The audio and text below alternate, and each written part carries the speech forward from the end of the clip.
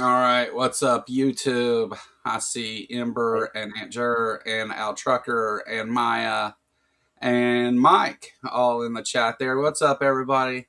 Thanks for coming. What's up, Mike? How you doing today, man? Doing okay. Uh, little little blind in one eye, but other than that, I'm doing okay. I think I'm gonna have to live with that. It's amazing. It's kind of like my. I love cars that like I'll buy a car like an old Mercury or an old Thunderbird, and I'll drive it until it falls to pieces. And it's kind of happening to me. It's like and it's kind of disconcerting because I can't exactly go out and get a new one. But anyway, Well, have yeah, you called about your car's extended warranty? yeah, I haven't. Yeah. Didn't work out, huh? I get messages about that, but I don't think it's Yeah. going to work. Yeah. Anyway, Um, doing no, okay. I get it. I feel you. It's just been in the last handful of years that I've started really paying for some of my past experiences as far as like the physical toll on my body. uh, Yeah. and so I mean, I get it. Like, I'm not I'm sure that you know some folks have it worse and some probably don't, but is what it is. But we get old, man. uh Yeah. these perfect bodies don't stay perfect long, do they? No, they don't. It's almost like they Yeah. weren't And made very well. yeah, what I know about the genome, I don't know why the hell it works at all for more than 3 months. I mean, we should die at 3 months old, according to because I, because this system is just really just there's a lot of flaws what in what the is the design of the human body. what What's is the that? figure that talks about like every cell in your body has been replaced after so long? Yeah, Like, after like 7 years. Yeah. yeah, so you're essentially like you're a 100% different person made of the same stuff after 7 years, Yeah. Yeah. uh, which Yeah. is Well, interesting. I don't know how true it is, but well, it would be good if the cells would actually be replaced, if the genome could be copied. But actually, the cells stay there, like your neurons are there for your entire life. They never go away. But every single molecule gets replaced, but yeah. in that time, and the whole thing is kind of just a big bag of goo. Oh, And right. I don't Yeah. know, I don't know how the hell it works. I don't understand how it works. The more I learn about molecular biology, the less I understand how it works. It Well, just can't work. at least unlike the apologists that we sometimes run into, um, you don't say I don't know how it works, therefore it couldn't be natural. You say I don't know how Right. it works, therefore I'm going to learn about this system and this system and this Gonna system. figure it out. Yeah. Yeah. Look for Yeah. answers instead of assuming that you already have them all.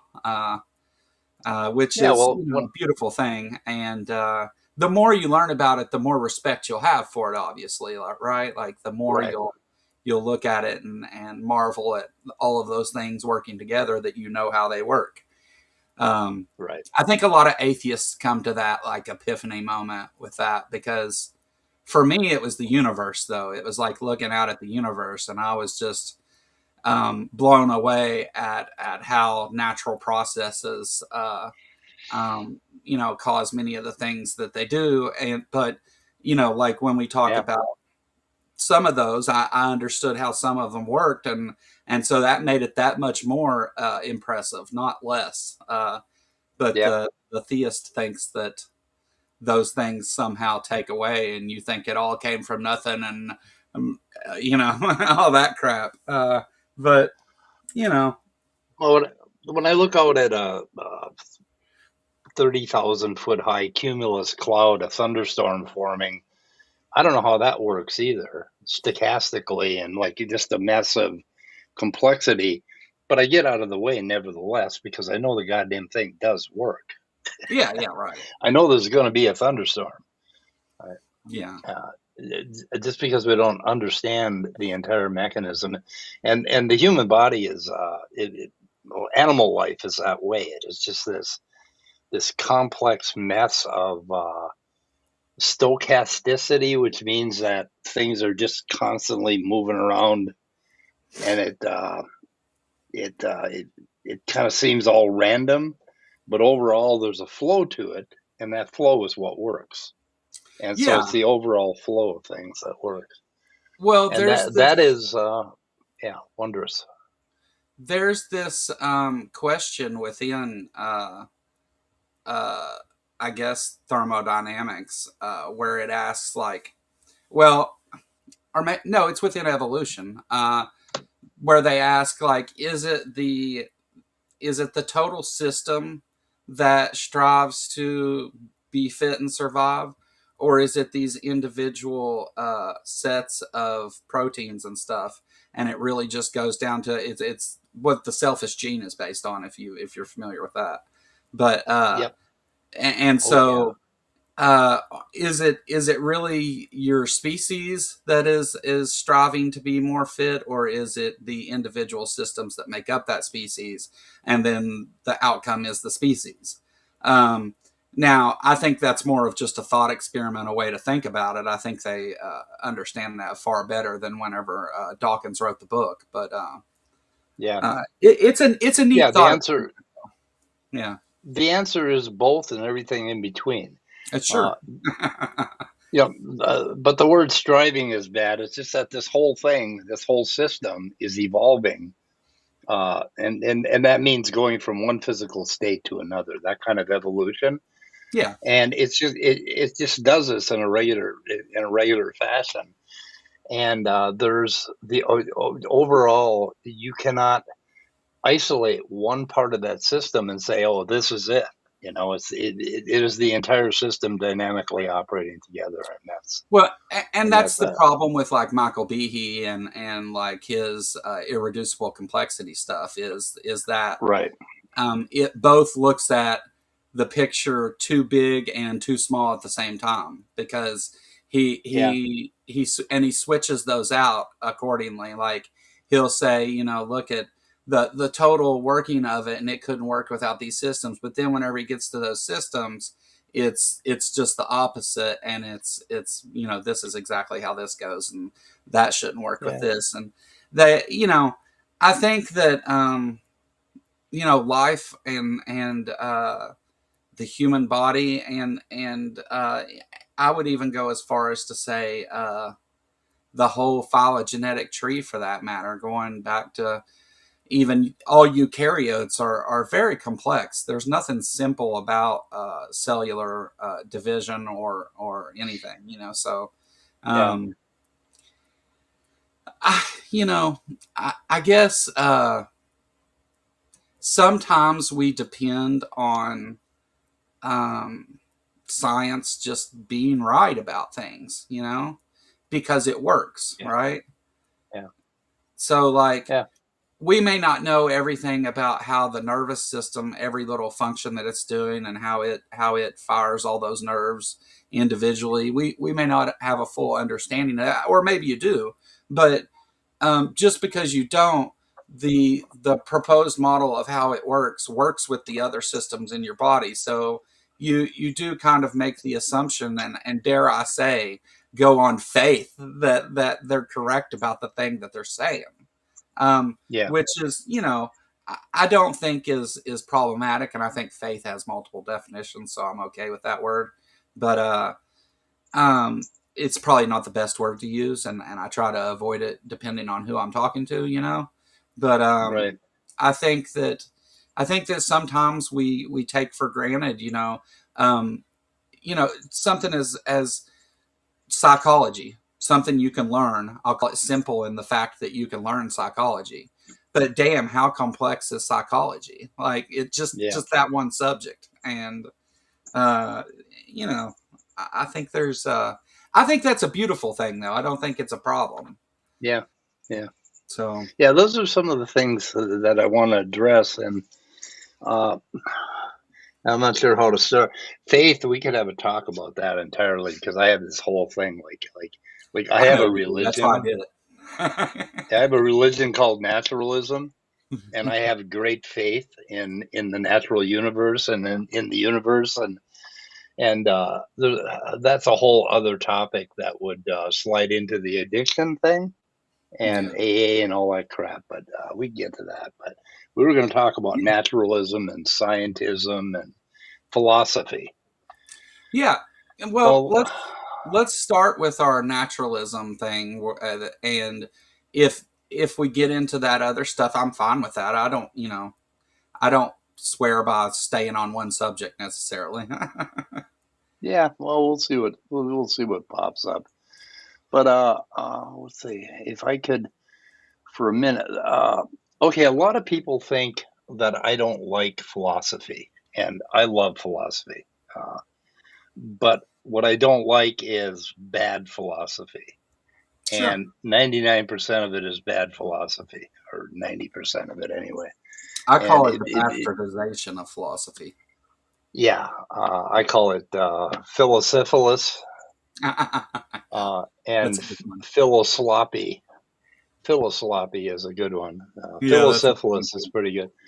Yeah, but back when I was partying when I was like 18, 19, 20 years old, I'd be at a party and somebody come and tell me they're getting a PhD in philosophy, and I'd say, "Well, I'm sorry, you're you're really brave or really stupid, one or the other, if that's what you're doing." Because I was just like, because philosophy almost killed me as a teenager, getting into skepticism and all that crap. But anyway, so the thing about bad philosophy is like one thing that really kills me is like Descartes with "I think, therefore I am" is what he came up with as the minimal foundation that he could trust above anything else, right? I think, therefore I am. Yeah. And so what he was trusting is the mind. And I don't start that way. I don't trust the mind at all. Like to start out, when I start talking about naturalism and how I arrive at it, I will deny that the mind even exists or that there's anything that we can even grasp that is called consciousness or the mind. So And let's it's slow like, down real oh, quick. Let's slow down real okay. quick. Uh, so I do prescribe to the I think there well I the I am part anyway. Um, Yeah. the Well, yeah, because that will get to. I think what's being said there is that I'm aware of my own existence. At least I have. I may it may be that I'm having some delusion within it or whatever, but I am aware that I exist. Now, where I exist and all those things, I may not be able to say for certain, but I can say that I exist somewhere in some Yeah. way. So I like that as a starting point, but just I just wanted to be clear to the audience of why we were kind of starting there. Go ahead, man. Yeah, that's the second part. That's the I am. Okay, I will agree with that. Yeah, I'm absolutely certain that I am, but I disagree with the I think, therefore part. Uh, because I yeah, think opens up a whole can of worms, right? It's like, what the hell is that? But I mean, as far as I am something. Okay, so where I start with naturalism is I will bracket all that mind bullshit, consciousness bullshit. We're not even going to address that. We're going to talk about what the average Joe in Kentucky knows, right? not So, fucking so, much. so we're talking about the average. Well, you know a hell of a lot. You know how to light that cigarette. You know that you shouldn't be smoking it. Yeah, But I mean, we know, like, I know that I have a cup, in my hand. I know that for certain, absolute certain. And there's this whole body of knowledge that okay, you and I are adults at various ages of adulthood, and we have accumulated a gigantic body of knowledge about the natural world around us and the physical world around us. And every day when we wake up, every single thing we do, what we're doing right now, we rely entirely on naturalism. So we are naturalists at our core. And I start there basically, that, and I will deny that there's anybody out there. You've heard the whole ruse with, oh, you believe in God, you just don't know it, for atheists. Well, I'm going to turn that around on them and say they're all naturalists, even if they don't know it. Everybody is a naturalist. So, what is a naturalist? It's like so. A naturalist is a person that uses all of this natural knowledge and knowledge of regularity and induction and all of that to live their lives, to operate in the real world. And raccoons do it as well as we do it, right? And all of that stuff, none of that says there can only be natural things, right? There could be something that's unnatural, that is not regular. Nobody is denying, okay, we have this naturalism right here. And physicalism is another thing. Uh, they'll claim a physicalist is claiming that nothing can be non-physical. Okay, no, you don't have to claim that. You can be a physicalist. You can everything that you do, everything that you perceive, all of the places that you start and proceed to can be physical and natural without ever claiming that everything is natural and everything is physical. You don't have to make that metaphysical outer claim, basically, this metaphysical claim that that's all there is. Nobody has to say that, and nobody Right. does. You talk to the average Joe on the street. Uh, I'm sorry that their name is Joe, but the average person on the street, and this is what they know, this is how they behave. When we interact with another human being, we both assume naturalism entirely in how we deal with each other. So we don't have to make this metaphysical claim. In fact, most metaphysical claims like that are bullshit. There is no such thing that we have to deal with out there. We don't have to Oh, I deal agree. with certainty either, because certainty is a religious idea. It's a God idea. It's a bullshit idea. Having absolute certainty and stuff. But I mean, I can be as certain as I need to be that there is a natural world around me right now, and that you are another person and you are in the natural world. And you and I, within, it would take us a day for us to chart out where we are in the world, and we could meet for coffee at a Starbucks in Chicago. And that would work every goddamn time. So There's so absolutely nothing to keep us from doing that. so can we talk about basic presuppositions here? Sure. So I think that within I think that we, in order to have conversations and to move forward past hard solipsism, that we make some basic presuppositions that you and I exist in this universe, the laws of logic hold true, uh, and that we're both experiencing roughly the same thing, um, Right. and that we're able to communicate those things to each other in some way. Um, I think that often the word presupposition gets this bad rap whenever Right. literally we're all presuppositionalists in some form, but it's these basic presuppositions that allow us to then go on and apply things like logic and physics and all that other stuff. So Yeah. um, definitely worthwhile assumptions are made. But go on. Yeah, we can assume all those things provisionally. If we're wrong later in the discussion, we'll figure it out. But for now, we can provisionally assume that you and I are separate individuals, that we exist in a natural world, and we can figure out. Then we can start figuring stuff out from there. So Yeah. the first thing you figure out is that we are these organisms, right? In in this huge natural world, you and I, basically, Yeah. we know for a fact. I mean, our entire lives are based on other people. Like when a philosopher tries to argue with you and try to convince you of God or skepticism, he is assuming that you exist and that you're different than him, Yeah. and that you are somewhere else that he has to shout out to you in order to communicate with you. He can't communicate with you mentally or anything like that. So we have all these provisional assumptions, and all of those provisional assumptions involve naturalism, with us in the world.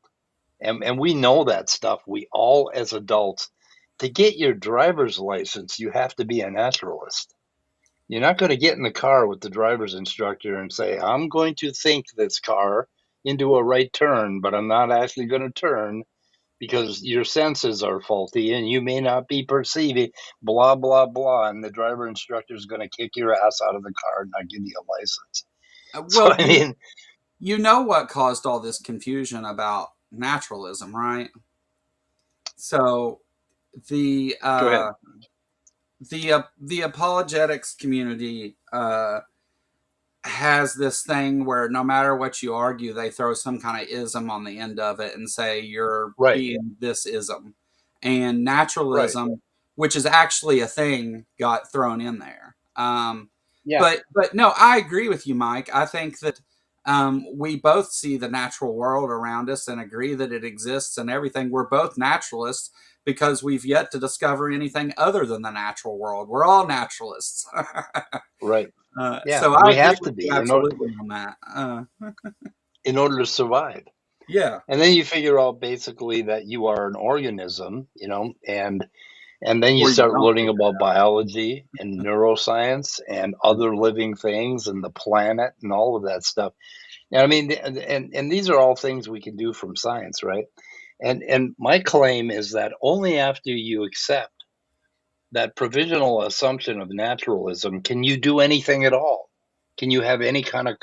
And in other words, this is my presupposition that you have to accept naturalism, a natural world, a space-time coordinate world, in order to have any discussion at all.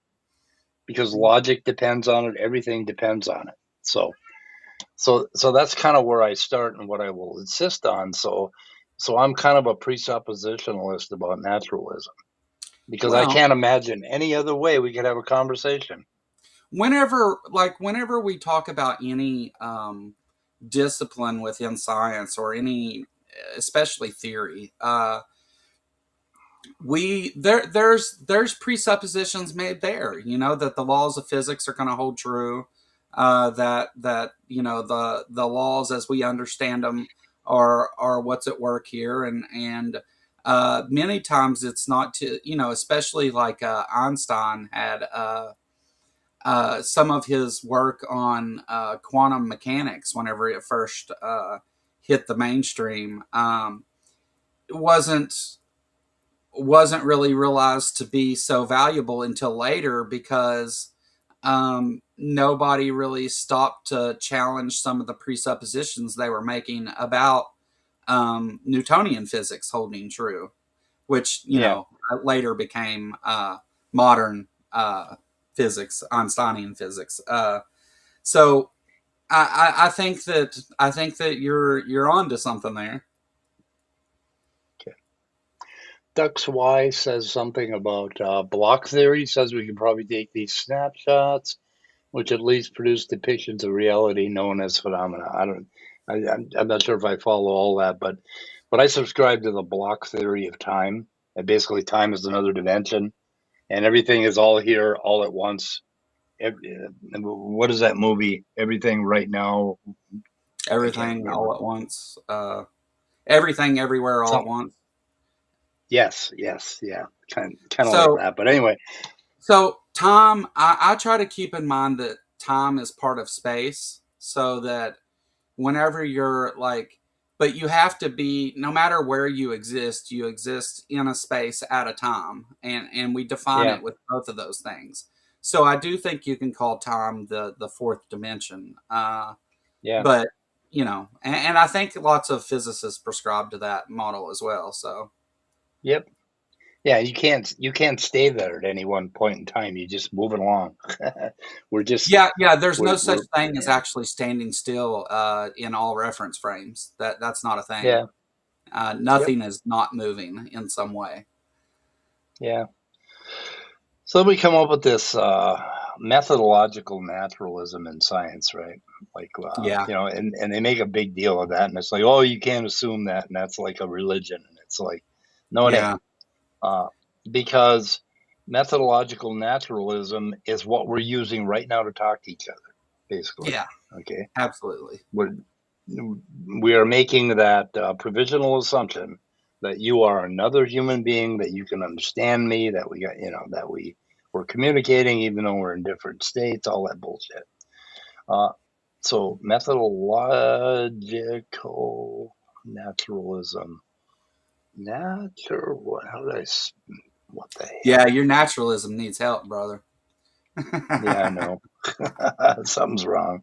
Yeah, Anyway, methodological naturalism, and it's like, and then we get into this idea of historical science and observational science. There's no such thing as observational science. Everything you observe, you have observed something that's already happened in the past. Okay, everything that happens to you, and everything we do on a daily basis is can be called historical science.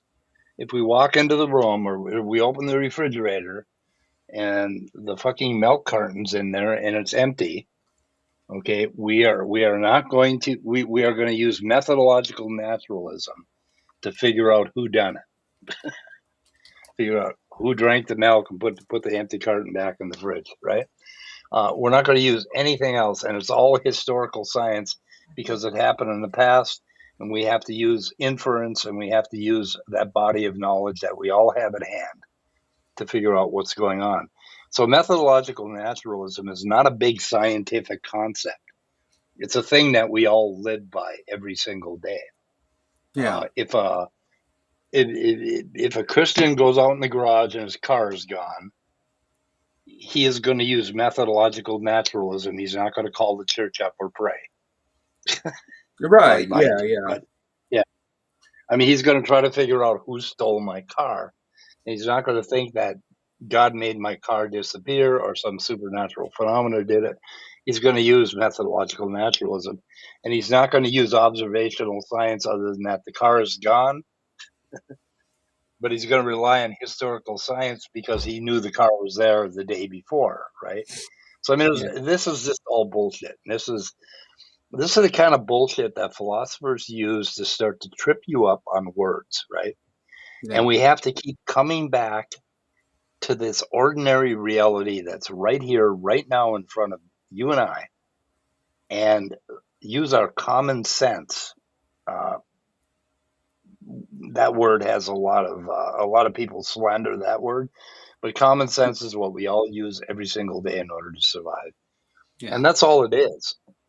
And methodological naturalism, like for evolution, doesn't have to. I mean, we don't have to make any assumptions at all. All we're going to do is we're going to figure out one little part of this thing, right?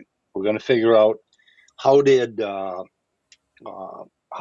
your grandma give birth to you eventually, right? How are you related to your grandma?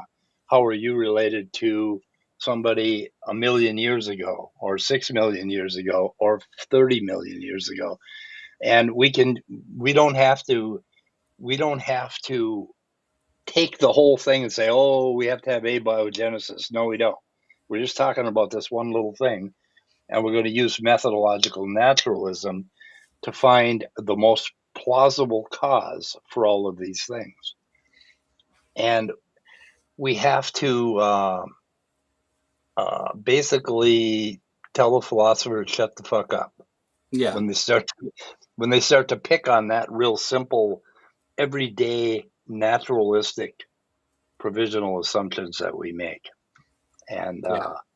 not be so concerned about it. Well, I think that when the and what we're talking about philosopher is the in this case usually anyway the apologist philosopher that fancies himself a philosopher, I guess, because Yeah, there's no problem with naturalism as far as philosophy goes. Although, you know, would try to tell you otherwise. The I think that the thing that gets left out, and why we have so much trouble talking about this subject with apologists, or at least some of us do, is because you're never talking about the bigger picture as a whole. Um, they want to pick at individual scientific findings and that propose other things, but then they don't want to put that into the model and have all those things working together to form what we call the natural world. Because it's too often the very problems that they're pointing out as to why they suggest a God does it because this doesn't work is because they're failing to look at the whole thing. Well, if evolution doesn't work, then you default to my position. If geology doesn't say the things that you say it does, then the default is my position. And it puts those things on an even playing field with what we call, naturalistic observations, whenever it truly isn't in any way. And that's the bastardization of philosophy that I was talking about earlier, where it's Yeah. it's this it's trying to use philosophy to then prop up what's true, and that's not how philosophy works at all. Ember and I have talked about this at length, but philosophy is just telling you, it allows you to rule things out by telling you if your arguments and your processes are sound and valid in that aspect. It does nothing to tell you whether your position is true, and it can't tell you if it's true. Although you do use philosophy to come to that conclusion, it's not. It's not. That's not what those tools are for. You're um, I want to make the metaphor of epistemologically, you're using a hammer as every tool, uh, that kind of thing. But go ahead, Mike. Sorry, I keep getting sidetracked here.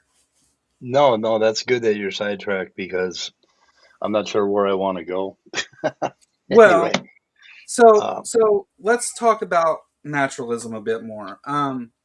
Whenever we uh, have a conversation, we are both, in agreement that we're here in this universe, in this reality, having that conversation. Um, when we look out at the world, it's the natural things that we see.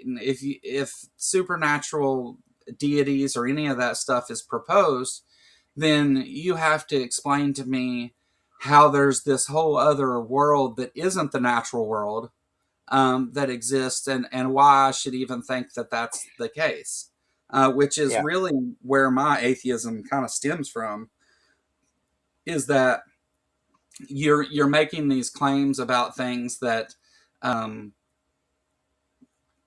you have no you have no reason to even. Not only do you not have evidence and all that stuff, but or sufficient evidence to make that claim, but you don't have any reason to make that claim at all. So if you want to say that there's this whole other world that exists either outside of or within the natural world, then we need to talk about what effect that has on this world in order to let you know that it exists. right. And Yeah, they don't have any of that, obviously. I would have to have an observable natural effect. But Yeah. now, okay, so the thing about supernatural, and I keep trying to put this forth, but there's a couple of different kinds of supernatural. Like, there's you got billiard balls bumping into billiard balls, and we got all this natural regular stuff happening right in the Yeah. world. And so this is regularity, regularity in nature. And when they talk about supernatural, what are they talking about exactly? And one thing that could be is, okay, if you if you reach out to grab a cup and the cup legitimately is not there, and or it's there but your hand goes through the cup, like all of a sudden you try to grasp the cup and you grasp air instead, smoke, right? Yeah. So something unnatural has happened, right? Which we never Maybe. ordinarily see. Okay, That's Yeah. one part. But what they're talking about is they're talking about a mind god, right? Hmm. That exists in another fucking dimension that has a mind like we do. So what they do is they bring mind into it, right?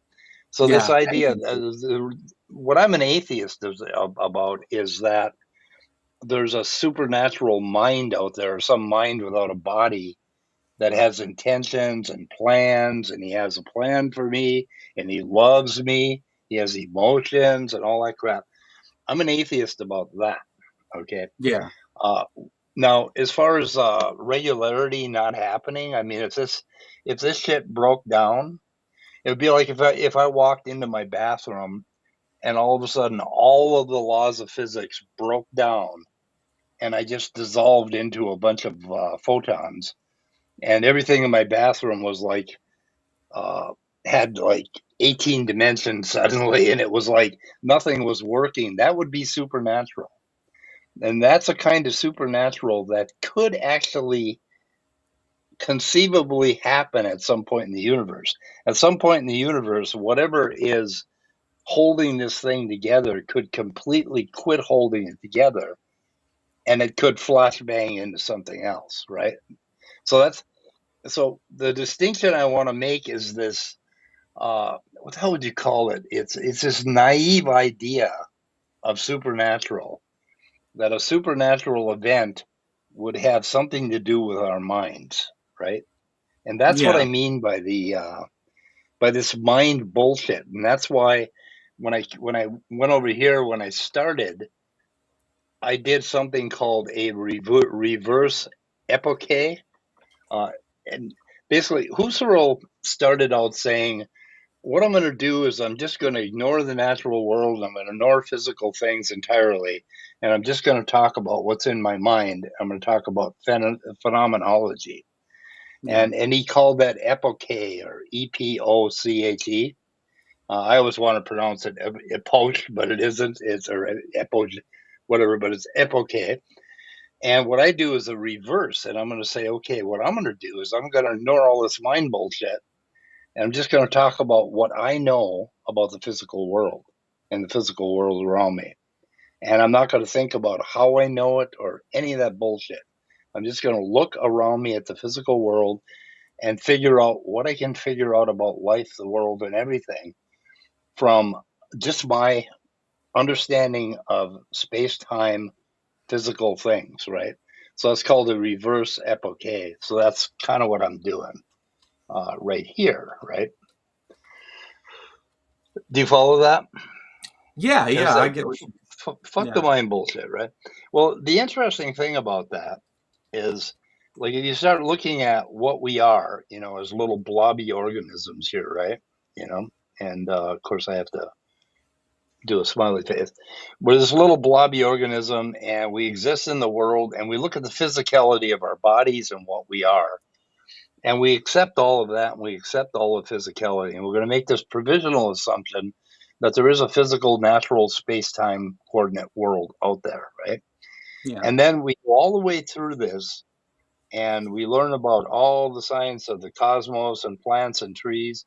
And eventually we come back over here and we start at our ankles and we crawl all the way up and start looking at our brain. And then and only then can we start talking about what a mind is. And the thing that kills me is why anybody would think that we're primates, right? Wandering around on this little spot of dust. Why would anybody think that there's some greater thing out there that works just like a primate does, that works like we do with our tool making minds, right? Yeah. So go ahead. What do you think of that? That's I Why? I, Why isn't there I think it's others? naive. It's naive to think that something greater operating outside the entire universe would be like a primate, like we are. We're just primates. Oh We're yeah. we're a kind of animal. Yeah. I don't think that it's again because that's why I referred to, like, you don't even have a reason to suggest this supernatural thing can exist, much less that it Right. does. Um, and I think there's a lot of human hubris. Obviously, I think that, you know, we weren't created in God's image, but God was created in our image.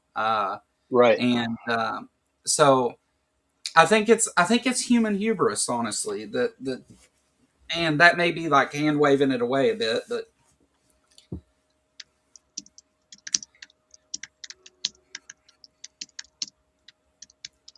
Yeah. It's and the thing is that everything that we do is tied up in our minds, and how we think about our minds are all tied up in our hands and our tools and the things that we do in the world, right?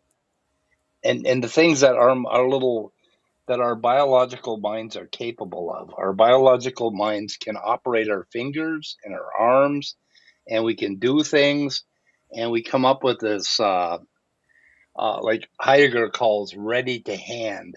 Like everything that we see is in some fashion a tool for us to do something with, right? And that's all true. very, very provincial. It's just humans doing human things, right? And we try to make that into a god. I mean, that is, like you say, hubris. I mean, it's Yeah. ridiculous to think that God would be like us, you know? It'd be My something entirely weirder, right? Yeah, yeah. My kind of thoughts on where that comes from, and this is, I mean, just completely me making a big old fat assumption here. But it seems like early humans saw that they were able in their self-awareness, they were able to see flaws, and that they the way that the brain works is we're able to imagine things, and they imagine themselves without those flaws. What if I was better?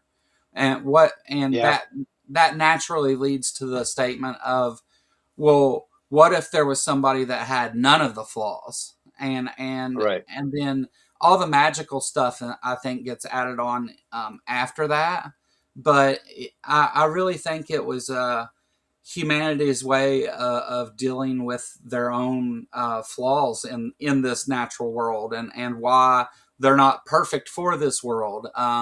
So they look for that perfect thing, and if they can't find it, they define it anyway. You know. right. Yeah. Yeah, it But that's reminds me of my sons when they were 9 years old, they're identical twins. They would play these fantasy games, right, with each other, where they had various powers that they could, invoke on each other and stuff like that. right. And one would get a power, and then the other one would get a bigger power, and the other one would get a bigger power. And at some point, they would become omniscient and omnipotent. And Yeah. as soon as that happened, the game would be over. All right. The Yeah. end of the game, right? There is no game if you're omniscient and omnipotent. Right. The only reason, yeah, the only reason, like the only thing that God that like if there was a God, the only thing that he could do as an excuse for what he's doing is to immerse himself in a world where he forgot who he was, and that's kind of the Buddhist idea that God is just us playing at being finite, that sort of I, thing. It's kind of I weird, don't but think you can have omnipotence and agency at the same time, personally. But I think that yeah, once you put forward on omnipotence, you've done away with agency. yeah, So we're no longer talking about a mind. right, But that's the argument that I use whenever this comes up. Anyway,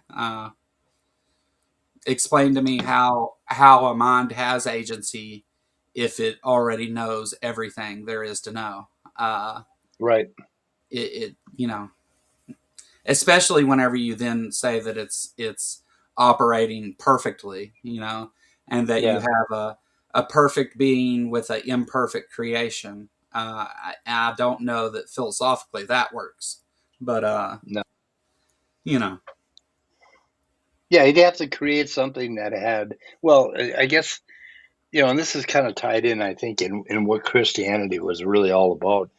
Is this whole thing about you got this omnipotent being, and he creates a thing that can run by itself with free will and do crazy things that he didn't expect, which makes him no longer omniscient.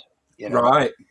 he doesn't know everything because he has cloaked himself, purposefully cloaked himself so that he could not know what these things were going to do.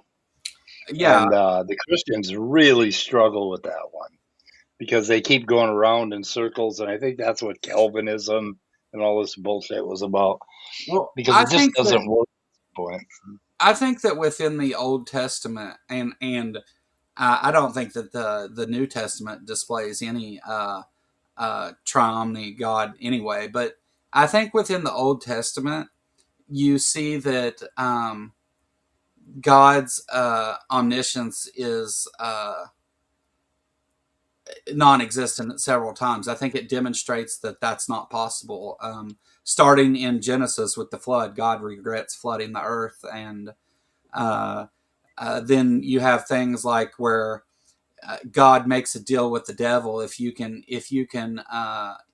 tempt this person, and whatever, then I'll say you're right. But God already knows the outcome of those things, so there is no. I mean, I think it demonstrates that God doesn't actually know the outcome of things. But it's still required for their God to work. So, Yeah, um, because I mean, if he was displeased with what we did, then how the hell does that work with omniscience, right? I right. mean, how could he be displeased if he already knew what we were going to do? It doesn't make any goddamn sense. Yeah, you Uh, have to. That's when. Okay, so you may have heard me mention this before. You may not have, but that's when I think the problem of deception comes in, is because then you have a God who if you want to stick to this God is all knowing, then God purposely tricked humans, was purposely deceptive to humans a number of times throughout the Old Testament, and then that asks the question of why, if that's how the devil is described as the father of lies, and the trickster, and the one doing all these things, then it seems that you've defined Yahweh as the devil also. Um, yeah, and I know that's a weird thing to think about there, like, but it's specifically used for these presuppositionalists that go ahead and assume that this God with agency that exists outside of space and time exists. It's a way of dealing with that. yeah. So, what else about naturalism? And I don't know, yeah, there's so much bullshit coming from like Bread of Life, with, oh, evolution is your religion and all that stuff. And it doesn't Well, make any sense with the kind of things I do. Uh, it doesn't make any sense to me when she talks about me just blindly accepting evolution. yeah, Because what I do every day is try to figure evolution out. If I blindly accepted it, why would I be trying to figure it out? yeah. Well, there's evidence, and evolution has been substantiated. That's why it's rose to the level of theory. So whenever Yeah, you're talking about a an idea or a process that is built on substantiated evidence, um, you're no longer talking about blindly believing something. Now, you may yeah, not know all of that evidence or everything there is to know about evolution, but you do know that there's lots of peer-reviewed research out there, and that this has been built on the workings of our universe within those confines, and that it does work, and that evolution itself is one piece of the puzzle, and that it's also like human evolution is not just observed through watching people have kids that are a little bit different. We have genetics that confirm evolution. We have in many ways geology and paleontology show that we're finding the things, the novel predictions we made are true. So I don't think that I don't think that science is even if you don't know everything there is to know about that subject, you're still building off of a working model within science, and you know that model works. So I don't think it is blind faith. Yeah, but I don't have to assume that it works, and I don't have to believe that it works to just accept that it works No, on a you don't have to. provisional basis, right? Yeah, on a provisional basis. You I, individually not doing that though doesn't mean that it's not built on substantiated facts and observations. right.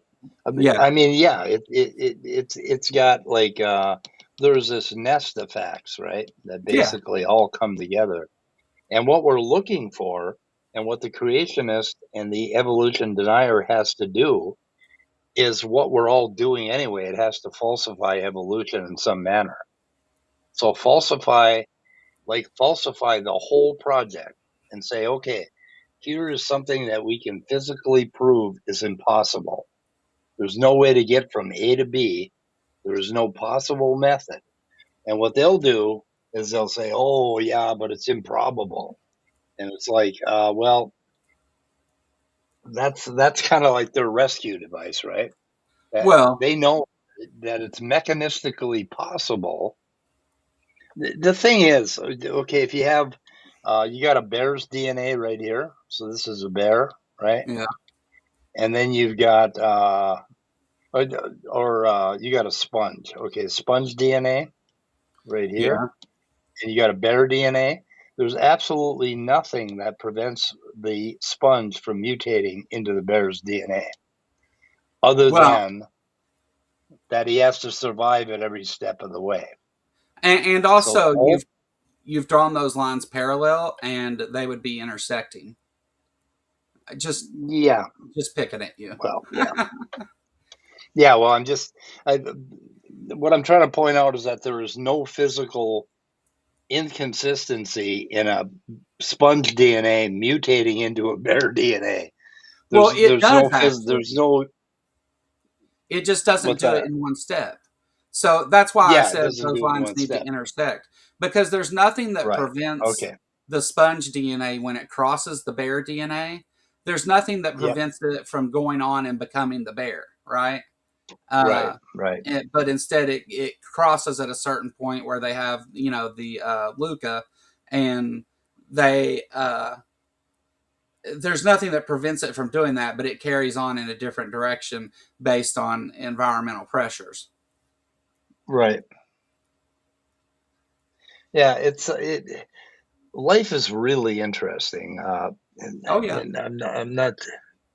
We got a ways to go before we round back to what we were talking about, but basically, when you look at, you're looking here at the daddy, and you got the mommy, right? yeah. And this is their lifeline, right? The mommy dies here, and the daddy dies here. Daddy's Yeah, always died before mommy, so I don't know why. But anyway, so at this point they get together, and their DNA combines, and does all this combination stuff, and then creates an offspring, right? sure. So now we have another creature, right here, another mommy that pairs with another daddy out here, Hmm. basically, and creates another good. Oh shit! I wish it would stop doing that. It keeps switching me to the Eraser. erase mode, but it basically combines again and creates another offspring, right? That Yeah, sort of thing. So what we got here is, and it's really interesting. This gets into developmental biology, something that. Oh God, I hope we got time to come around to this. But I mean, when you think about this shit goes all the way back. Uh, yeah, to yeah, Christians, it does full stop at Adam and Eve, right? But for yeah. us, it goes all the way back, and we don't know what the hell's going. The further we go back, the less we know about it. Like, Sure. you don't know, you probably know your grandparents, but you may or may not know your great grandparents. You I probably don't. don't know your great great grandparents, right? Yeah. I mean, it just disappears as you go back in time. But the one interesting thing I just want to throw out here is that when uh, when this little zygote is happening right here, right? This is the Yeah. point where you're developing and then you're born right here, that sort Yeah. of thing. When that's happening, for the first week, you are relying on your mama's DNA to do all the operations in your cells. So you're using maternal DNA to basically decide how you develop for the first week of your life. And then slowly you replace mama's DNA with your DNA because all mama's RNAs and proteins all disappear over the first week. And then Mm. you start putting in your DNA, and that's where you differentiate. And the thing is that at every stage here, we know that there's this change from one thing to another. So what we're dealing with in evolution is that this change from one thing to another always has to be viable.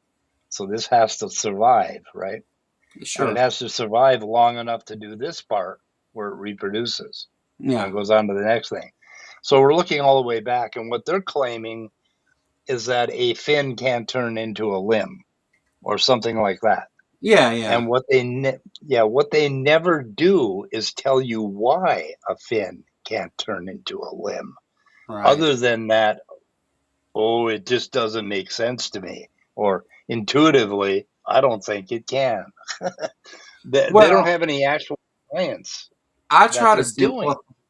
I try to simplify this with most of them that I speak to into this idea that so we see that each of those offspring are a little bit different than the sum of their parents. They're not exactly Right, 50-50 DNA from their parents. They that it is that mutation which is and genetic drift also that is the principles of evolution that allow those to be different. Which as long as that offspring does have its own traits that are then capable of being passed on, it is evolution already. But the thing that I always say is, I say, well, let's start with. Apologists famously like to use dogs, so let's start with a dog, and let's take out the human influence of the evolution of dogs for a moment, and let's say that two dogs have an offspring. That offspring is a little different than the sum of their parents, and this carries on generation after generation after generation, with small changes being made along the way. At some point in that line, that dog is going to be unrecognizable from the dog that you started with. And we may call that dog a different thing, like a duck, or we may call it, whatever its function is that's different from where it started. And those things follow the changing environment as well, which is a constantly changing environment. So the fact that we don't have what we started with doesn't mean that it turned directly into those things, or that it was one day it had an arm and the next generation had a fin.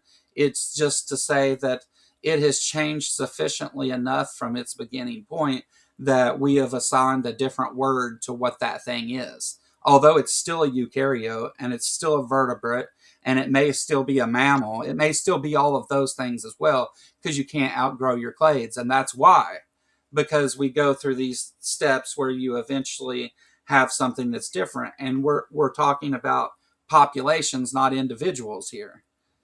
So it right, doesn't have to right. just persist within the individual and be viable. It has to be viable among the population in that environmental setting.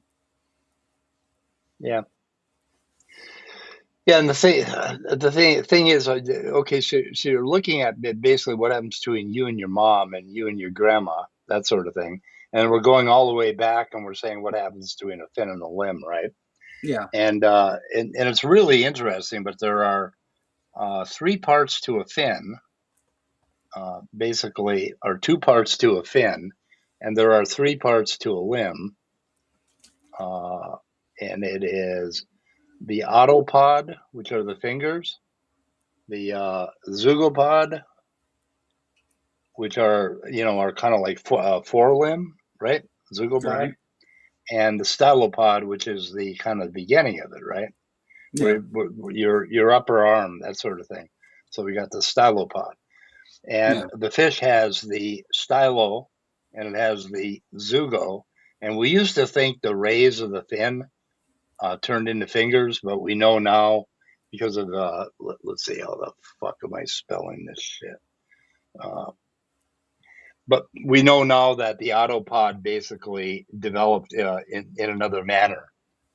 So basically, this thing was kind of a new evolutionary uh, gadget, basically, that popped up. But anyway, so we know from developmental biology that the things that turn a embryo or a zygote into something with a fin are very, very similar to the things that create the limb. And they use some of the same pathways, some of the same proteins, some of the same genes to create the fin and create the limb. Right. And we can basically, if we had a lot of time, we could create every single step in between, and we could show you a viable organism at every single step in between. Right. And all we got now is we go back to fossils, like the tetrapods when they were coming on the land and stuff like that. But I mean, there is nothing in science that we don't know right now about how this thing can morph into this thing over here, right? Exactly. And the reason And that that's go ahead, sorry. that's why evolution is a theory instead of a Yeah. hypothesis, right? Right. Because we know the steps, right? Anyway, There's a lot of strength in us not like speaking of evolution, it's actually a feature that we don't know every step in between there because it allows us to make novel testable predictions. yeah, And that's how we've confirmed much of evolution is to look at what we do know and say, well, if this is right, we should find this in this place among these other species, and we shouldn't find it anywhere else. And if we find it somewhere else, it falsifies this position, if not explained, why it's somewhere else. But if we were to find complex forms with simple forms, it would be one of the falsification areas for evolution. We don't find that though. yeah, What we do find are things that confirm those novel predictions, and the more yeah, novel predictions we confirm, the more confidence we can put in saying that evolution is a fact. We observe it in the lab and in the field. We've seen it. We've messed with it. We've influenced. We've done all these things. Evolution is definitely a thing.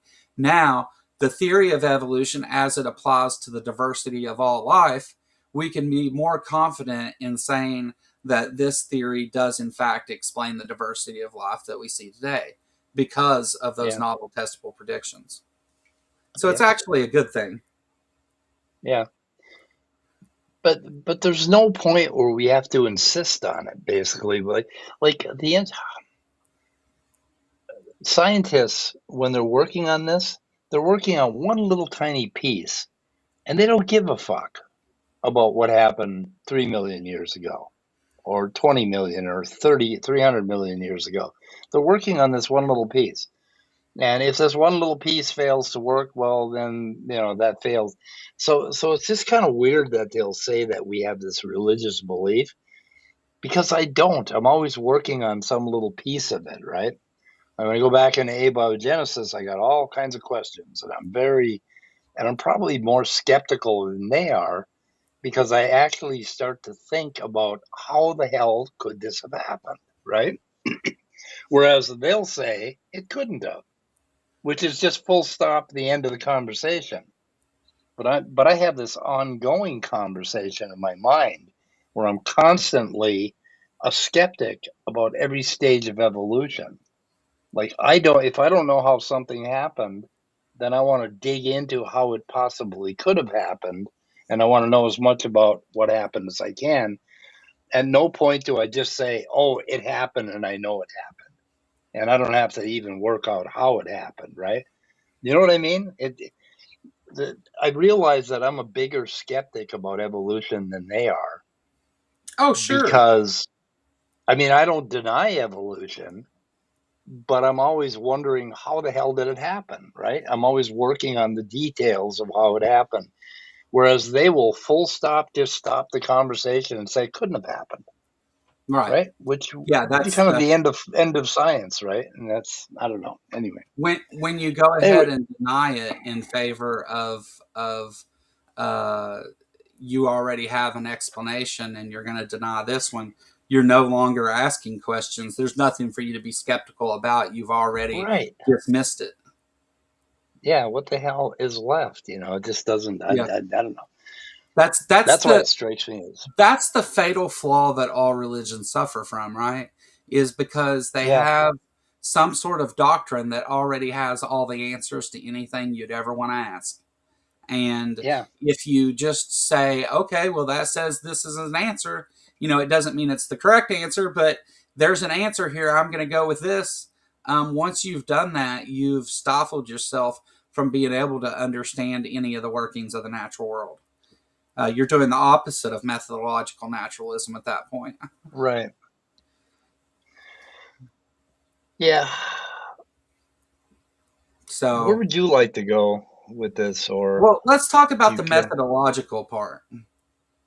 Okay, So whenever we talk about, and I say we very fucking loosely because not an expert on anything here, by the way. Um, Whenever we look at methodologies, like what methodological naturalism, what is the methodology at play there? And I think it's often an easy cop out to say it's just the scientific method, because I don't think that's true. I mean, that's definitely at play, but I don't think that's what the methodological is in methodological naturalism. Um, I think that I think that often atheists will hear, or anybody for that matter, will hear someone like Matt Dillahunty, who talks about methodological naturalism often. I think they'll hear him say that and say, "Oh yeah, I agree with that. I'm a methodological naturalist also." But the methodology in naturalism isn't an exact copy anyway of the scientific method. You're just talking about the methods that we use to identify what's natural, right? yeah, yeah. Well, this whole thing with methodological naturalism and the scientific method, it came up when we started to think about the philosophy of science, right? Prior to that, nobody gives a shit about this stuff, right? And your average scientist, he doesn't sit there with a little index card saying this is the scientific method, right? Yeah, right. He's he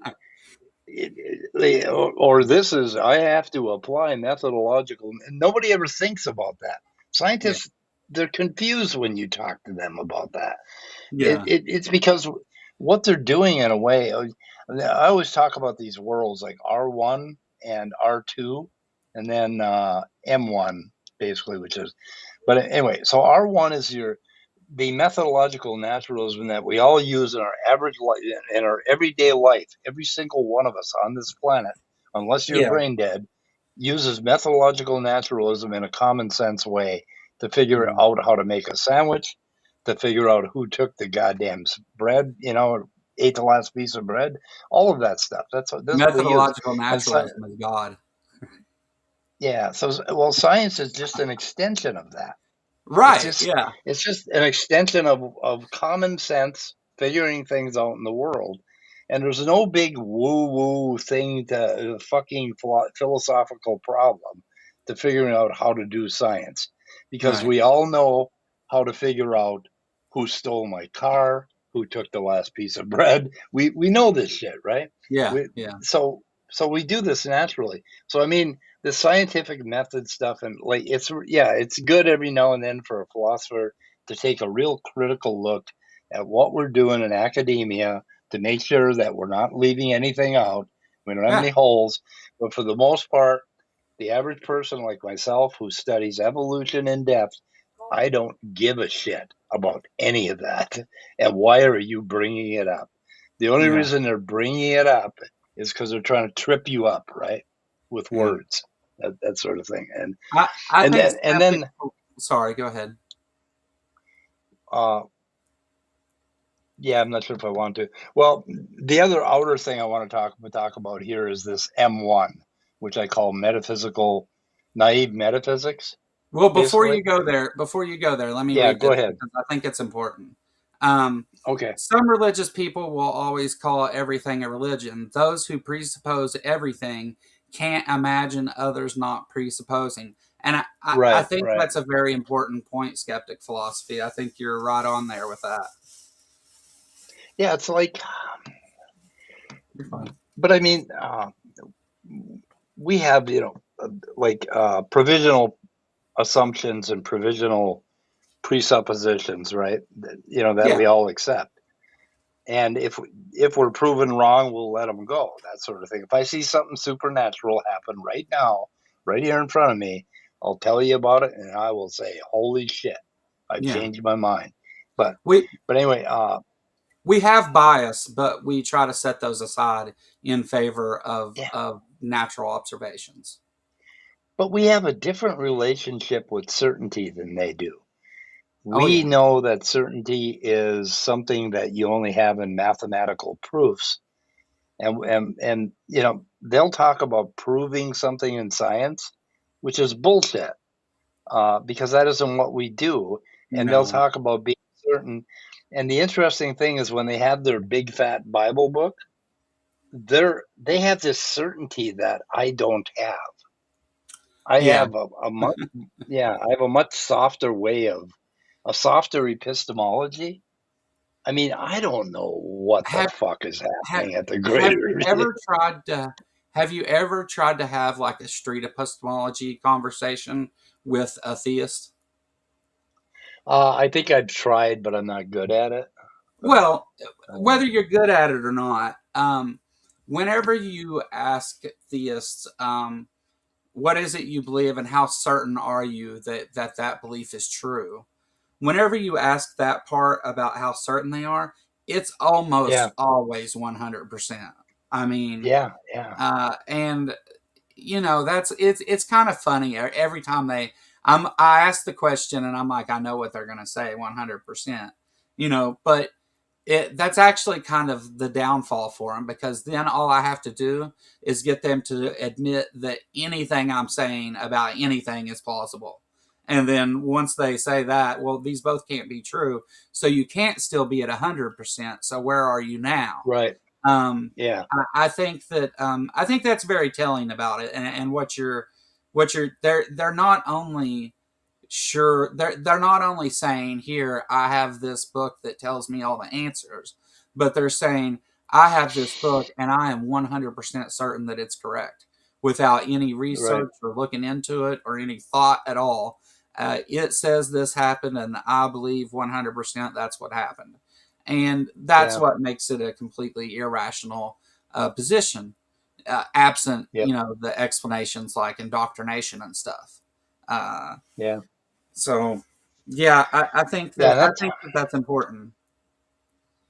yeah, But I would also say that back to what skeptic philosophy said, and why I think that was important to what we're talking about, is that in order, if you believe that the Bible is true, which is not only wrong, the Bible gets things wrong historically, and there's logical fallacies, and there's contradictions aplenty, but all of that aside, the thing is that you've chosen to accept this Bible as true, and it says things like, atheists can't exist. We're just fools, But the yeah, truth of it is you can call me a fool or whatever.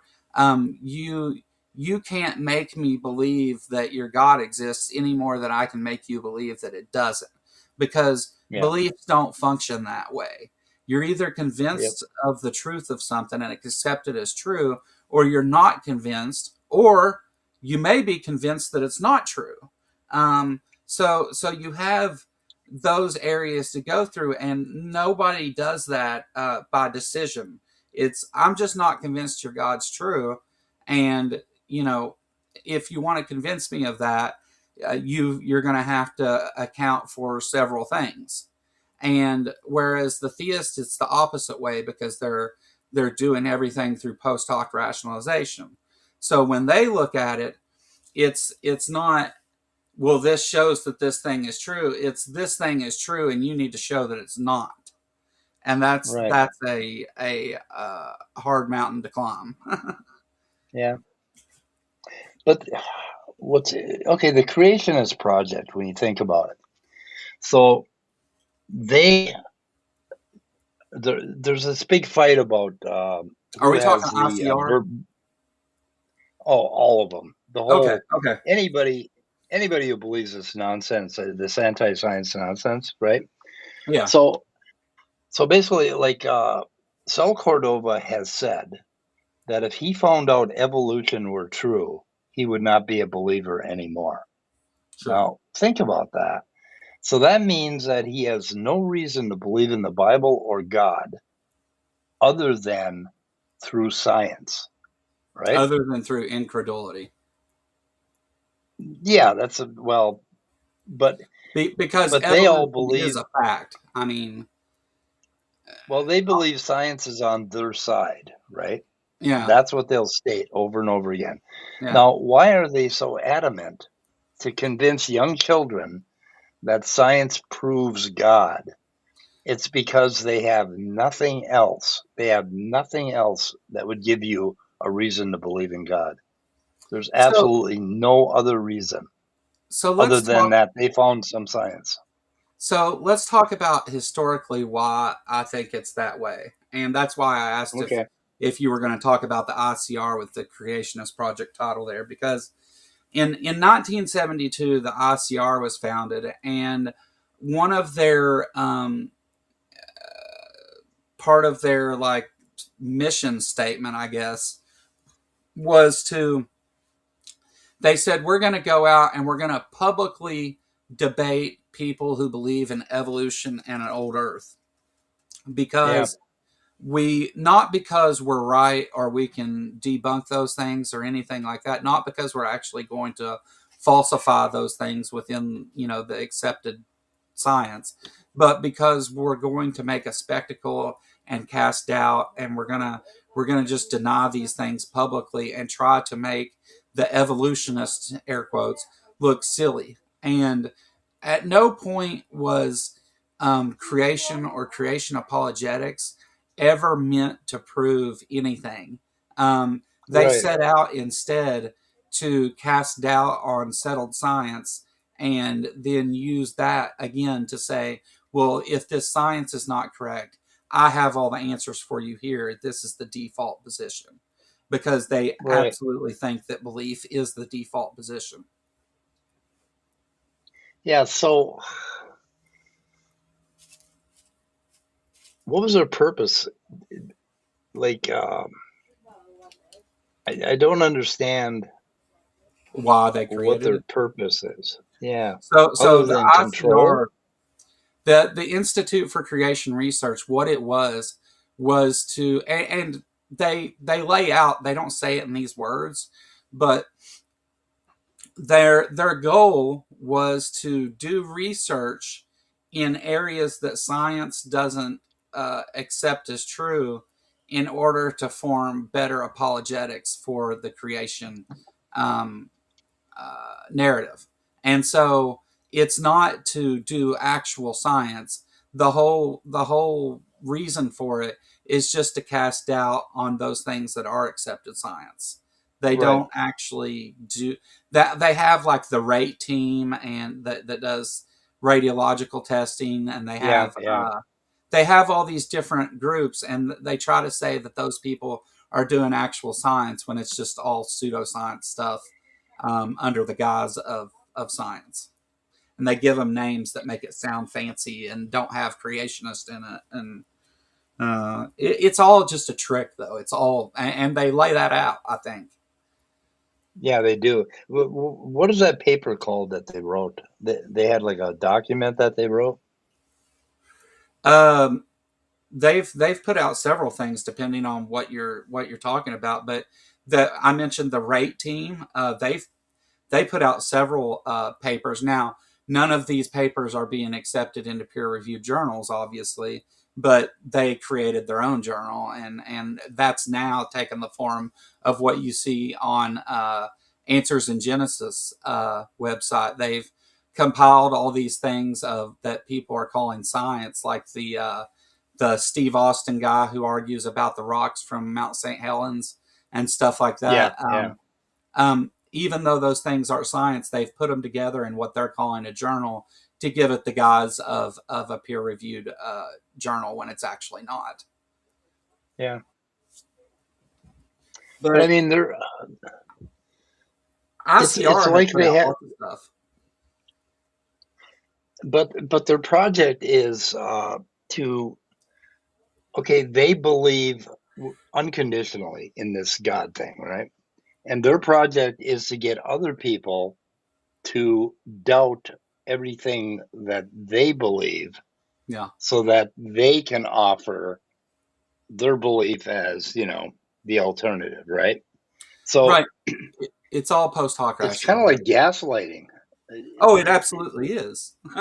It's not honest. I mean, it's not No, honest at all. And then when they they don't start giving you understand. They think that the world should be viewed from this top down view rather than a bottom up view. They think that you should start with and like people like Ken Ham who gets a lot of his stuff directly from old ICR stuff.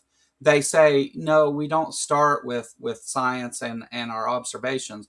We start with God's word and accept that God's word start is with the true, Bible, and right? then we work Yeah, our way through the science in light of that, which just means post hoc rationalization, working your way backwards from the conclusion that what the Bible says is true.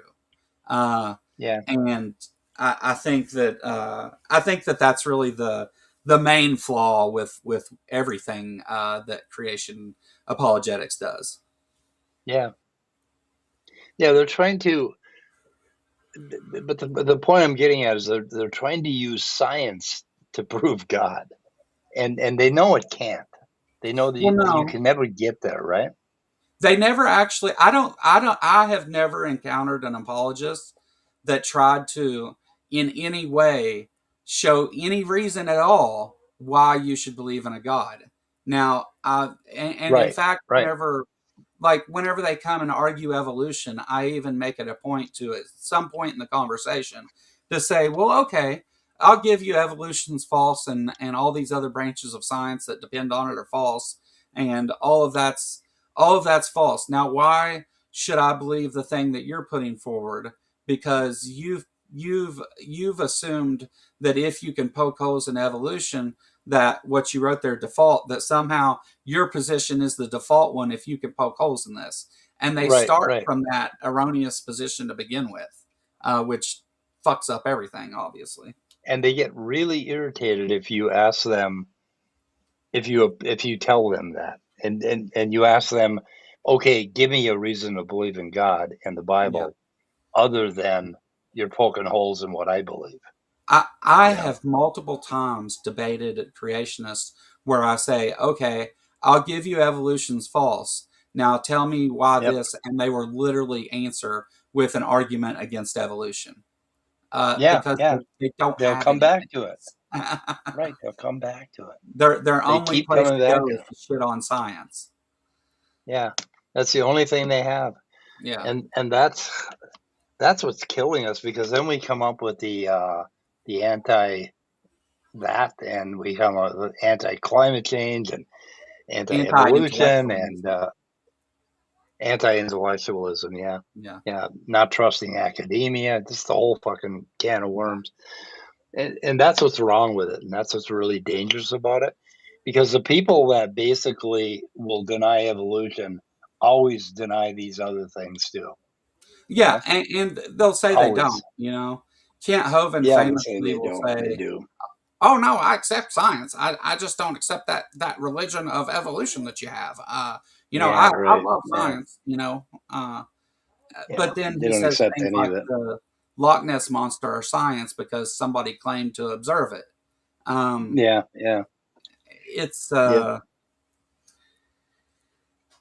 whenever you work your way backwards like that, you're bound to run into lots and lots of problems, right? Because you can't figure out how something works by reverse engineering it without understanding first those things that you're reverse engineering.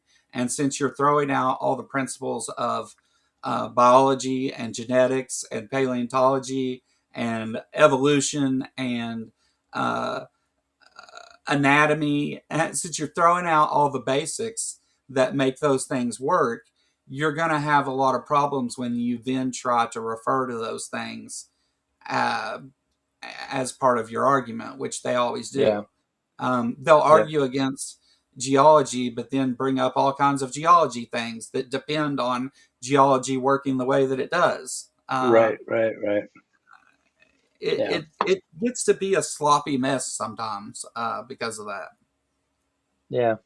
So on my channel on I think the 29th, I'm going to be talking to Brandon Hendrickson again, and I talked to him once before, and he is actually trying. He's been having conversations with Sal Cordova, and he had a really interesting conversation with Sal.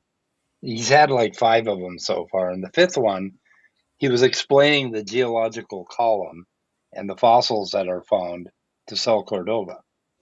And he explained it in detail, and he asked, and he said, "I will get if you. I'll bet you $100, but if you win, I will pay you $500. You have to pay me $100 if you don't win. That you cannot find a rabbit in the Cambrian rock, right? That you Yeah, cannot find a fossil that's out of order." And right. that's what he was betting. And he was asking Sel about that. And about midway through it, Sol Cordova started talking about, well, I'm going to talk about philosophy. And he shows a pencil in water that looks bent, but we know it's not bent. And he talked about that. And then he went on and he talked about like three other unrelated things. And Brandon kept bringing him back to this, trying to put his nose back in the original question was Yeah, why are the fossils in this order? Why? And Sel would yeah. never answer. He kept coming up with and then he came up with his, he said, well, in our next conversation, I'm going to tell you about my proteins and all the stuff that he presumes to know about, biology. And he never ever addressed what Brandon was saying. But no, No, Brandon is because coming on the channel. He claims to have a method to win over creationists, and I told him if he does that, he's going to get a Nobel Prize in oh Peace yeah, yeah, Prize, right? Yeah, yeah. Anyway, yeah, we'll see what he comes up with. yeah. But anyway, So uh, so what I find that they often have to do there is just deny reality because yeah, they're they have to they have to acknowledge things like hydrologic sorting and say that your eyes aren't observing the things that they're observing. That's the only place right. they have to go with that because that is true and it holds true, and that's part of that puzzle piece that makes the complete model, right? Because Yeah, not only do we have evolution and genetics and paleontology and cosmology and all those things, but they all inform each other and they work together to give us a model of what the natural world is. And when you start messing, if you take evolution out of that, let's say I give you evolution as false, well, you're going to have to account for what that does to genetics and biology and right, anatomy and all these, and to, I mean, even things like antibiotics, you're going to have to explain how those work without those principles.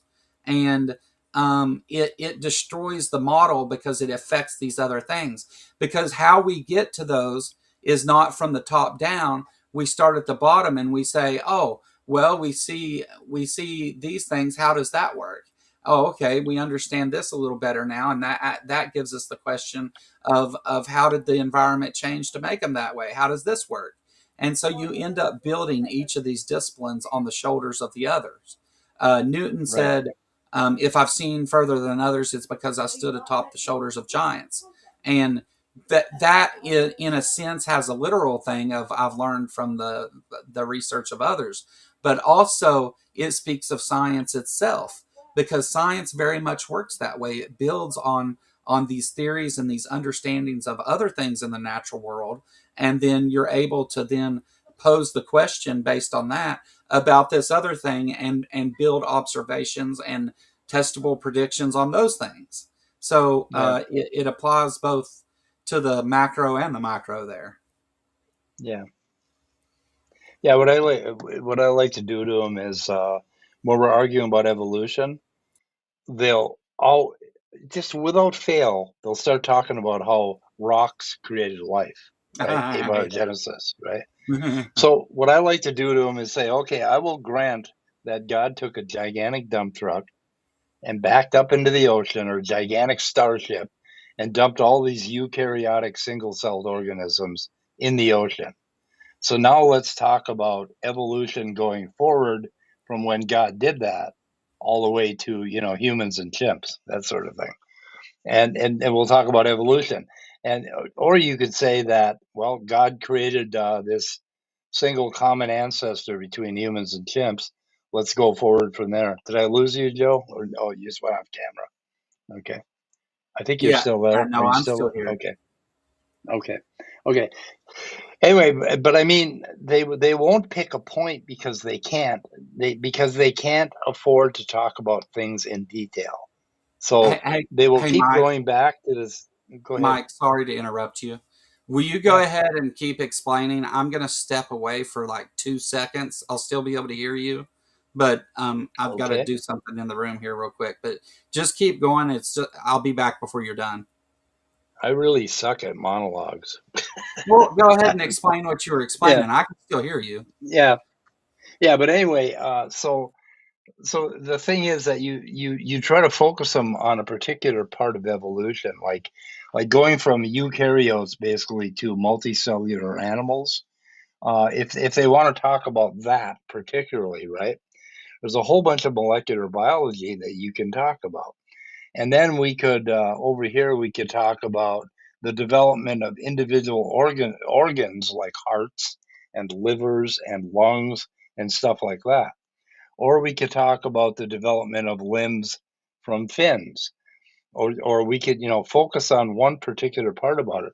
And the thing is that for all of these things, like organs, uh, basically limbs, and morphological changes to a phenotype, and multicellularity, we know a ton, and we can talk all day long about plausible mechanisms where a viable organism can be created at every single point in this in this timeline, right? And we could tell you about how livers evolved and all of that stuff. We can't tell you exactly how it evolved, but there is no point that there's nothing you can point to that would be impossible or even improbable along this whole line. And you have to get these people down. You have to get them to focus on one little thing, and focus and focus and focus. And of course, then Rebecca will say, "Oh, you're just telling me a story about the liver evolution." It's like, blah blah blah. Well, that's the And same then, reason that the phylogeny challenge works. yeah, yeah, yeah. Show us something that doesn't work.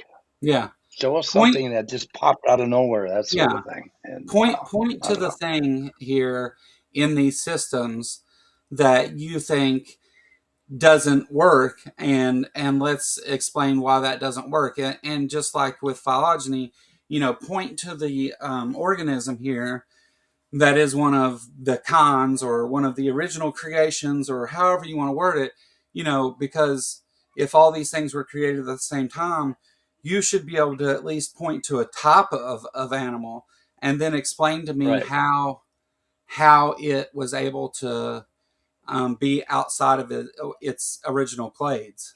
Um, right, and that's that's the problem, and because they look at it backwards from the conclusion going backwards to the observations, um, they're unable to ever do that because they're yeah, relying on the science that works to for their explanation. it's yeah, it's a whole exercise in just denial, honestly, I guess, Denial. because Yeah. they'll look at science that actually works and decide at what point they're not going to believe it. And Yeah. they either at that point have to rationalize their way backwards, or they have to just, accept right there based on incredulity or whatever, Yeah. Yeah. And they come up with these little, like, between chimp and human, right? They come up with these little tiny one-off facts, like the Y chromosome is vastly different between chimps and humans. And it's like, okay, fine. Why aren't the other chromosomes different? Why are the other ones almost identical? They'll come up with these little tiny facts and points, and they'll gallop from one to the other, so they just gallop along, and they keep Yeah. throwing out these facts, and it's all narrative, and you cannot get them to settle on one particular fact. They'll stop the conversation. They'll change the parameters Yeah. or the timeline or whatever. Yeah, Jump back to fucking talking about a bio. Yeah. the apologists are wonderful for wanting to cast doubt on this thing, but not explaining how they think that came to be. Like, if you want to say evolution doesn't work and just God did it, if you want to just go that short, then my next question for you to be, well, how did God do it? Like, Yeah. you're this thing that works, that we see that works. You're saying that God actually did it and just made it appear this way. And we go back to, why are you why are you proposing a deception uh, based God? Like, everything about God you're proposing then is based on deception. He made the earth look like it was old and made the layers look like that, to just to do it, even though there's a different explanation. And Yeah. you have to non sequitur your way over and over and over back to God if you do it that way. Yep. We But had a comment here from Skeptic Philosophy. I thought the bacterial flagellar motor was still a head scratcher. Yes, it is, but it's definitely they've made progress in looking at different uh, systems that exist in the basically at the cell membrane, and looking at simpler and simpler systems. And I think if you really worked on it, you could come up with 1,000 pages of information that would change your mind about it being impossible, because it can happen at one little stage at a time, that sort of thing. yeah, So, I mean, it is a, I also think that whenever we have these things where we can't explain 100%, not that that's ever what science does, but whenever we look at other things of how complexity is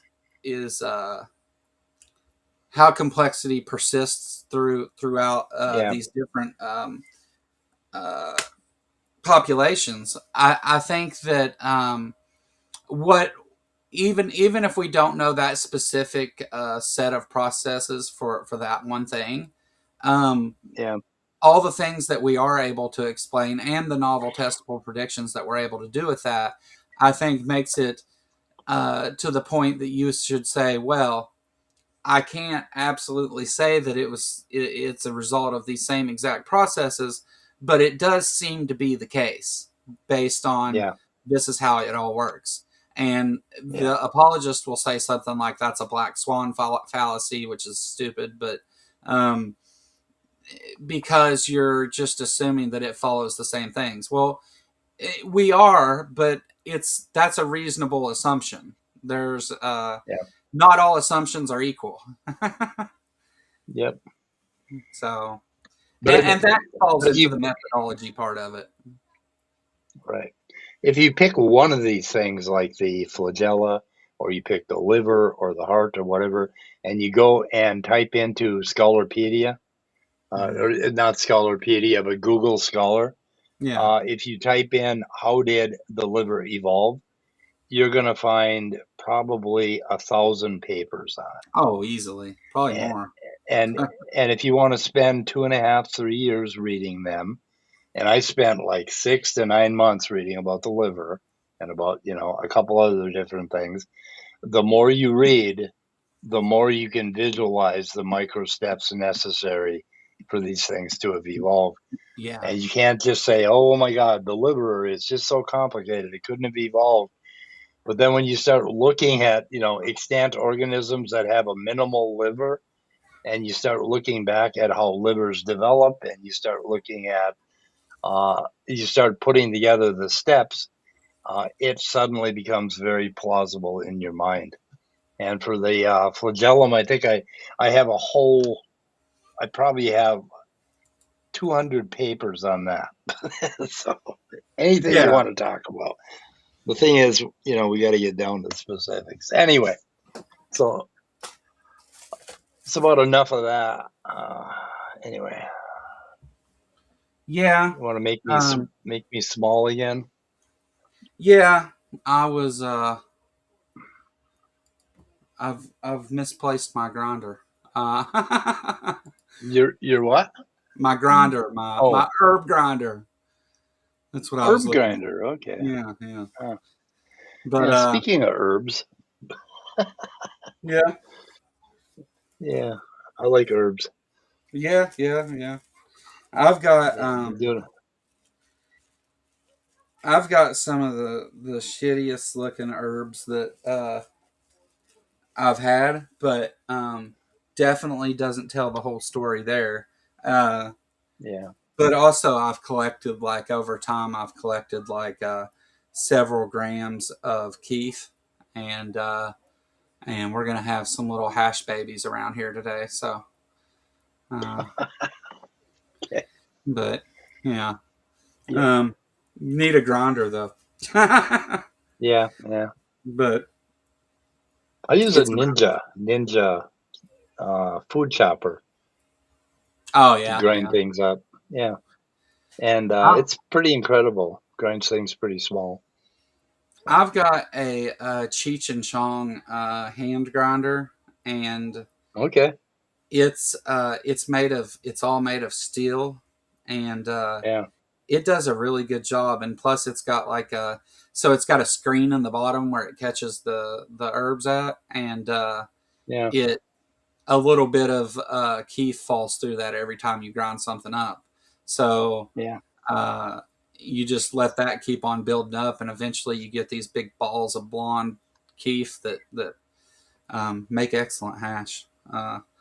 But anyway, Cool. uh, yeah. So I think that Mike. I think that our discussion about these things and why they keep coming up the way they do and stuff, I think is important for understanding like the direction that apologetics and therefore reactionary atheism is going, because um, if if there weren't apologists, I don't know that uh, YouTube atheism would be quite what it is now. Yeah. I know that things like shows like The Line and stuff, you have just believers who sometimes call in with just, I believe in this woo or that woo. But many times that's, apologetics too. And Yeah. I think if your all knowing book and all knowing God and tri God needs your apologetics, uh, then you've already got a problem. Yeah. Because you're still proposing a perfect being who does a lot of imperfect things, and Yeah. I don't know that that logically follows itself. But I Yeah. mean, you can always cop out and say bigger picture, like it's you don't know, like you don't know eventually maybe that creating evil is a good thing, like. But it's a stupid thing to say, really. But they do. I spent most of my life until about maybe 2015 not giving a shit about Christians at all. I mean, it's like fine, and I could talk to Christians at AA meetings and stuff, and some of them would come up to me after and say, "Oh, you renewed my faith," because I would talk about spirituality, right? And Yeah. then I would have to tell the poor son of a bitch that I'm an atheist. And Yeah. the thing is, until 2015, until I run into this Yek stuff and this conservative Christian uh, who wants a Christian theocracy, I didn't give a shit about Christian belief because it was fairly compatible with everything that I valued, right? So I Yeah. mean, like if I run into an older creationist, like who's a really good example, Joel Duff. He's the one that Sure. does anti-creationism, right? Yeah. I mean, I have no problem. I mean, I can relate to his faith in in a very personal way, right? Because I have a whole kind of faith myself in life, the universe, and everything. Have you ever heard of the Desiderata? No. Oh my God, you got to look it up. It's on the wiki. It's a poem, the Desiderata, and basically that kind of explains my faith. And there's one line in it says that you are a child of the universe, and be certain that life and the universe is unfolding exactly as it should. And you end up with this level of acceptance of life and the universe, and whatever happens to you, including your own death and demise, uh, this complete acceptance. And there's a kind of Christianity that does that same thing, right? And it's a kind that doesn't give a shit if Christ was resurrected or any of that stuff. Doesn't give a shit if there's a creation event or any of that. There's a kind of faith that we humans can have in life that involves acceptance and moral, like a strong moral backbone, that sort of thing, that Yeah. is perfectly compatible with Christianity. So I don't have a damn problem with Christianity.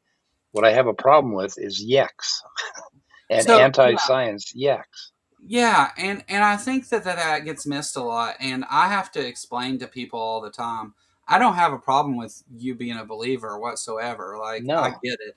I used to believe those things too. Like and I'm completely open to the idea that I could be wrong about my conclusions because I will state that not only um, do I think that there's no reason to suggest a God exists, but that the Christian God is is uh, is debunked. You yeah, know, but you know you can't. Uh, you have to be careful about saying. And I cringe every time atheists do this. Whenever they say, "Well, this silly belief system," or it's this silly belief, because you take out things like indoctrination, which perfectly explains the rationale for those beliefs. And I yeah, don't think that your average believer, first of all, knows what their book actually says, right. um, or knows what they believe really, but Or really thinks also about it at all. yeah, they're Yeah, told this is what you believe, and they believe it. And yeah, then the preacher man cherry picks the parts that he wants them to know, and they listen to yeah, that and they say it over and over till they think it's true. uh, right. but I think I would be lying if whenever I said I believed, if I didn't all the time have doubts about the claims that were made. And I Yeah, think that other people probably do too. It's just, do they take the step of then investigating that and approaching it with yeah, skepticism? Because yeah. you have to practice just a little bit of skepticism, just at least once. Um, Yeah, I don't know. There's this whole Zen way to live where you, as Zen Buddhists like to say, just shut the hell up and go chop wood. yeah, Or basically, you don't have to explain everything, think about everything, and rationally ground everything. You just live your life, right? yeah. I And use at the that end of for the, free will. what's that? I use that argument for free will, that we live Oh, as if free will exists, so it doesn't really yeah, matter yeah, whether it does or not. Uh, right. It doesn't matter. yeah, Yeah, because we're obviously agential organisms, that sort of thing. Anyway, But but no, I mean, I think all valid points, and I think that too often within atheism, what we call the atheist community, anyway. I don't think there actually is an atheist community, by the way, but um, yeah, what we call the atheist community on YouTube, anyway. Um, I think that too often they fall into some of that theistic thinking where they take the things that somebody says as fact because that person that said it was right about this other thing, or um, because they speak well on this thing. And we have to be careful about stepping ourselves into um, fallacious statements made based on an appeal to an authority. Because while yeah, this person may be a biologist and good to speak on that, when they start talking about theology, you have to take into account that they're not an expert, which I try to always put forward. Like, I don't ever ask anybody to believe anything that I say. What I ask that you do is to take the things that I say and go look for yourself. yeah, Go look at this thing, and I think that if you do, you'll come to the same conclusions that science did and that I did eventually. But asking people to believe is not something that I do. As to faith, uh, we disagree on this thing with faith because I don't think what you're describing is. Hold on, you and I disagree. cigarette You trying to think? go out. I don't think that the thing that you're describing is faith in the way that it's defined religiously. I think that Really? those because there's a different definition for religious faith that talks about a supreme being and doctrine and dogma, and Yeah. I think that under the definition, what you're using is what is the colloquial version of faith, and I think that that's But fine. It's faith is faith, I guess, but um, there's a I special would say the definition, opposite. huh? I'd say the opposite. I mean, the colloquial definition of faith is sort of belief based, uh, Yeah, believing something without evidence, that sort of thing, right? I think that that is And what the I'm talking, definition of faith, but not the colloquial version of it. really, okay, Yeah, I I think think the the colloquial definition, version, like I have faith that my girlfriend is faithful. Like, but that's a reasoned faith. It's based on experience and evidence and observation. Whereas the definitional faith is not only belief in something without evidence, but belief in it in the face of evidence to the contrary, which I don't think you support. yeah, no, Um, uh, but it's a semantics thing. I think that you're still fine using the word faith, and I have no bitch about that. It's just yeah, for the sake of what I do, which is, I talk about these things with atheists, but often I speak to apologists as well.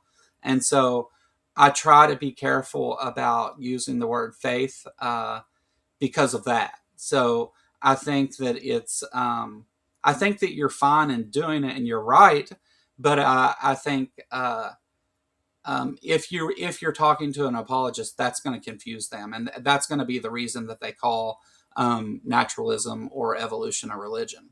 They're going to use that to make that statement. yeah, That's why I avoid it. But you yeah. I know, guess like going back to when I was 15 years old, I came up with the idea about faith that it is the very opposite of belief. That when you believe something, you're clinging to something rational or some construct in your mind. And when you have faith, you're letting all of that go and you're just living and breathing. You're sure, just, you're like when you lay down at night and go to sleep, when you I, lay on that pillow, you you have have faith, great yeah, faith. yeah. Yeah. Yeah. But you There's have faith based on experience, right? You have right. faith Yeah. based on what happened the last time and the time before and what happens with Well, everybody else, and so it's evidence based still. it's almost more than that. It's a it's a complete letting go of Yeah. any need for any of that, for any I need think we for, all do that on certain items, oh, you know. yeah, yeah. So Uh, wait. and There's I a think line.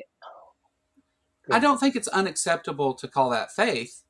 Uh, Yeah. I'm just cautioning being careful when mixing the terms because it religious faith is a different definition Well, yeah. entirely. When they say your faith, what they mean is your belief. They don't mean You're your faith at all. right. Yeah. Your Exactly. yeah.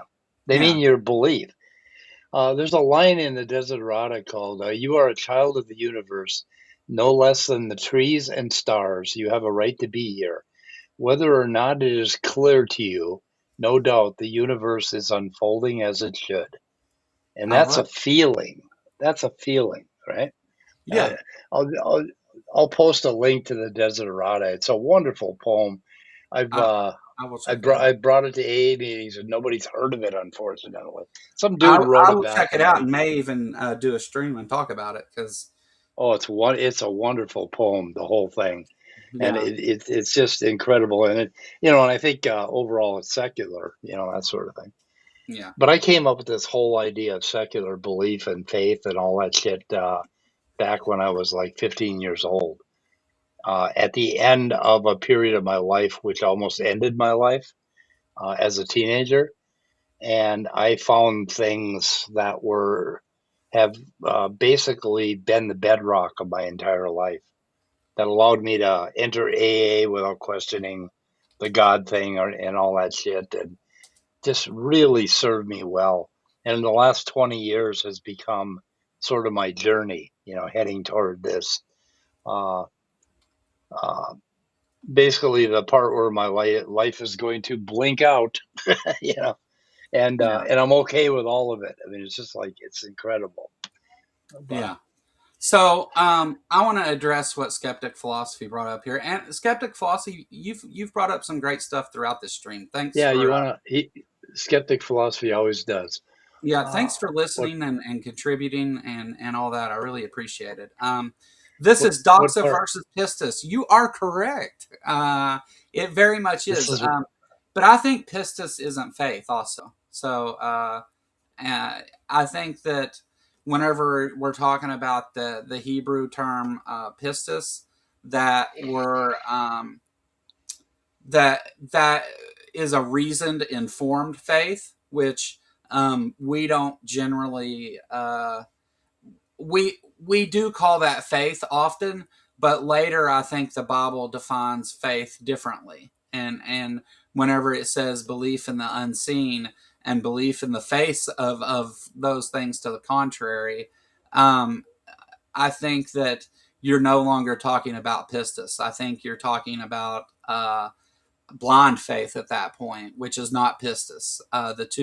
yeah. The two are not compatible. So that would be Why the not only call it? thing I would say about that. But Why not call it blind belief? well, I think Why? what you're What? practicing is Yeah. pistis. It would fall under Yeah. that term Yeah. because it's a reasoned faith, right? But what the Bible Uh, describes in religious faith isn't necessarily a reasoned belief. It's not. no, I It's don't not have a faith, reason. I don't have a reasoned faith. but it's I have reasonable, a. right? Oh, it's reasonable. Yeah. Yeah, Yeah. yeah. So Because that's why I there's thought shit it you can do about it, right? right. No, you It's can't change it, but there are you can use the natural world to explain it. yeah. And then it Oh comes down yeah. to your epistemology. You Yeah. can use neuroscience to explain it, and basically Oh yeah. biology to explain what I'm doing. Because Yeah. what I'm talking about is living like a simple animal, that doesn't have a lot of lofty things going on in my head. I'm just living my life. I'm breathing my air. I'm eating my food. I'm feeling all the things that I should feel. That sort of thing. So I Yeah. mean, No, I agree with that's a that. that's a little bit different. So Um, I don't know.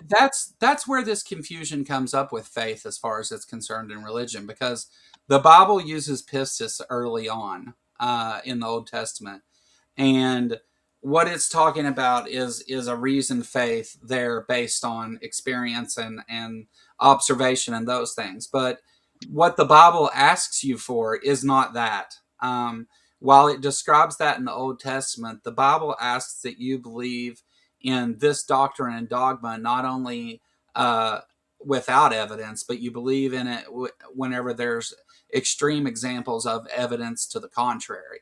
And I Yeah, don't yeah. think that that's the faith that you practice at all. No, Um, no. I think the pistis version is the version that you see most humans using.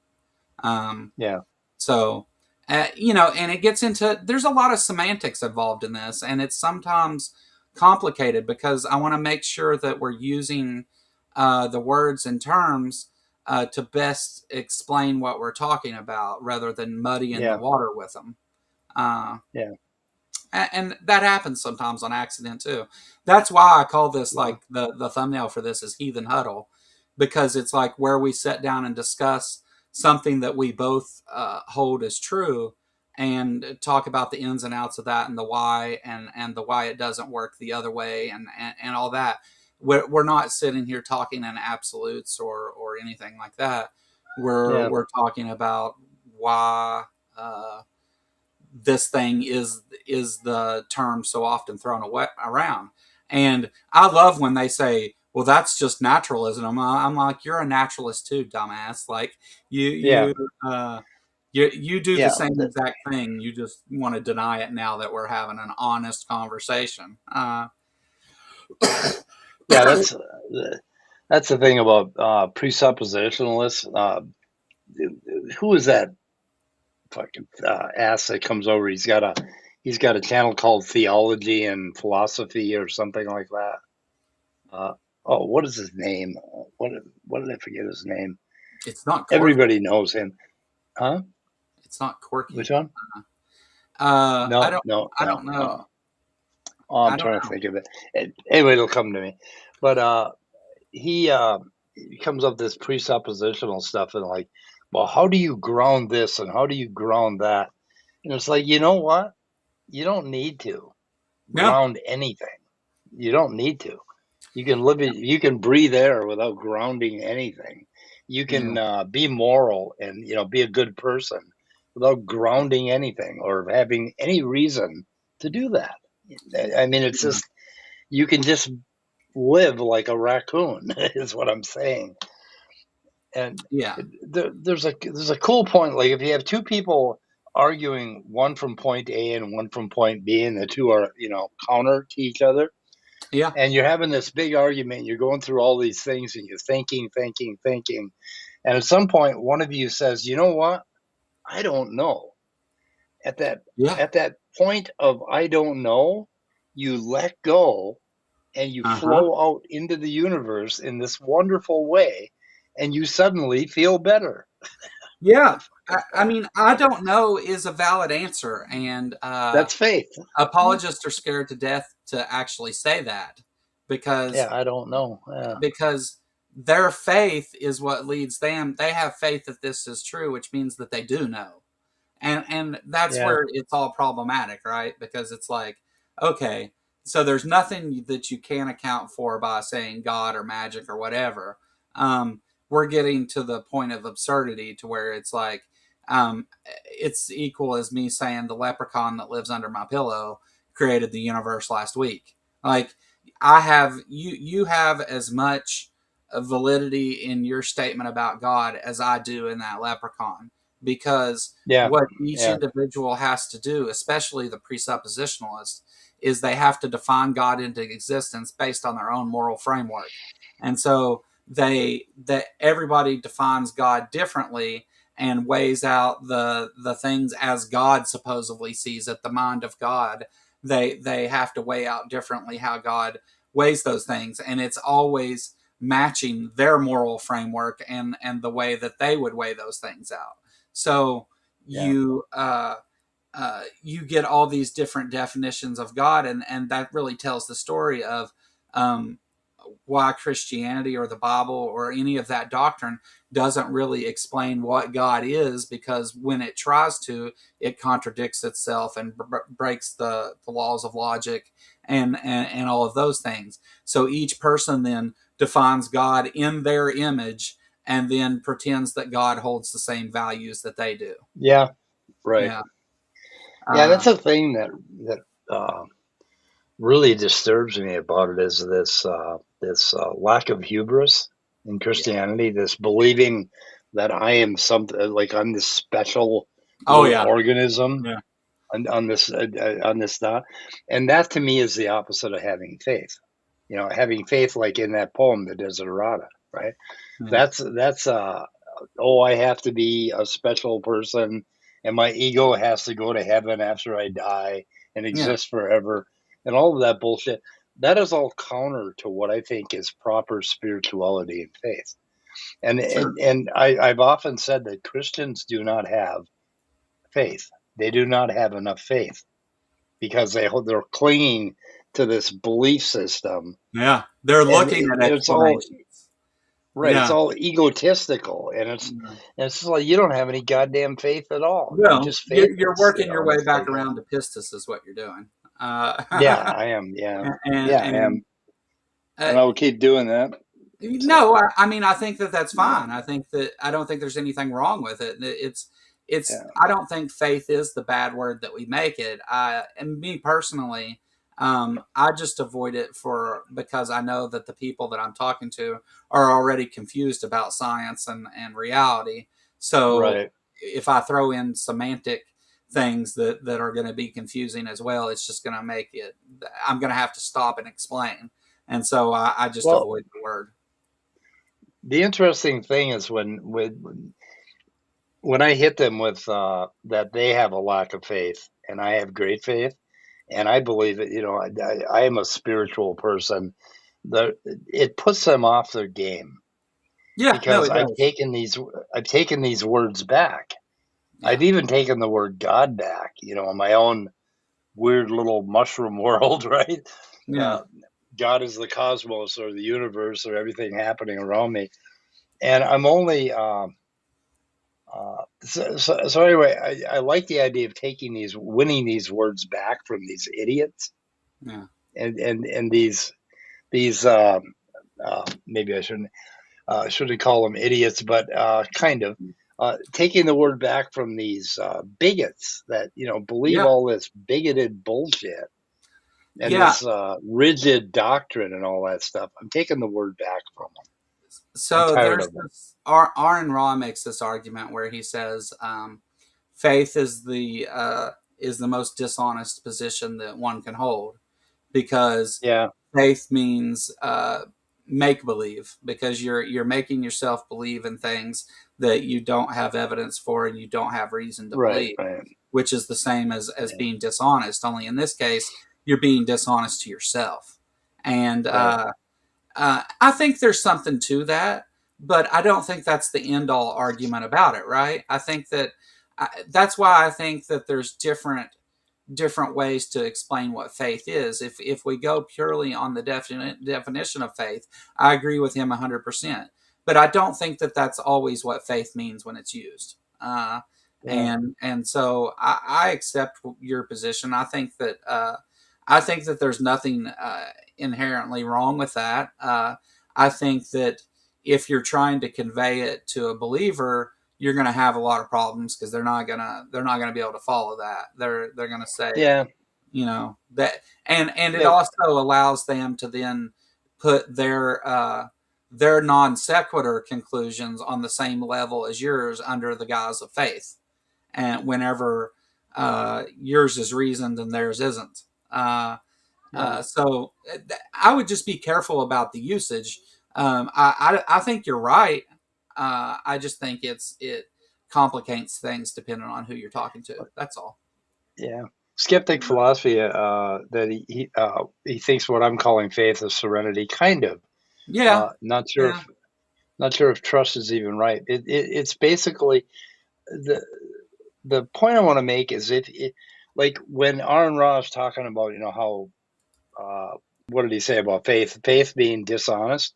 What yeah, he's talking about is faith in, which means believing something, right? So yeah. why not just call it belief and quit Well, using the word faith, right? whenever you get to the part to where you have faith not only in the unsupported, but you have faith in things despite evidence to the contrary. That's I think that's the thing that he's hitting on is And that's a you're belief. yeah, and that's make believe though, because you're Yeah. taking all the evidence that should support you believing something else, and you're believing in the face of it. And I think Yeah. that's when faith becomes a dishonest position. Not, I don't think it's inherently dishonest. I Yeah. think That's that why whenever you it, go ahead, it, it really bothers me, because belief seems to be synonymous with faith. oh right, yeah, yeah, that's The way faith is being used. So why do we have two words for it? Why are we calling it faith at all? That sort of thing. And if you well, look at it's a Ellen Watts, misnomer. is like a Buddhist dude who died of womanizing and drinking when he was too young. But anyway, he always said belief was the opposite of faith.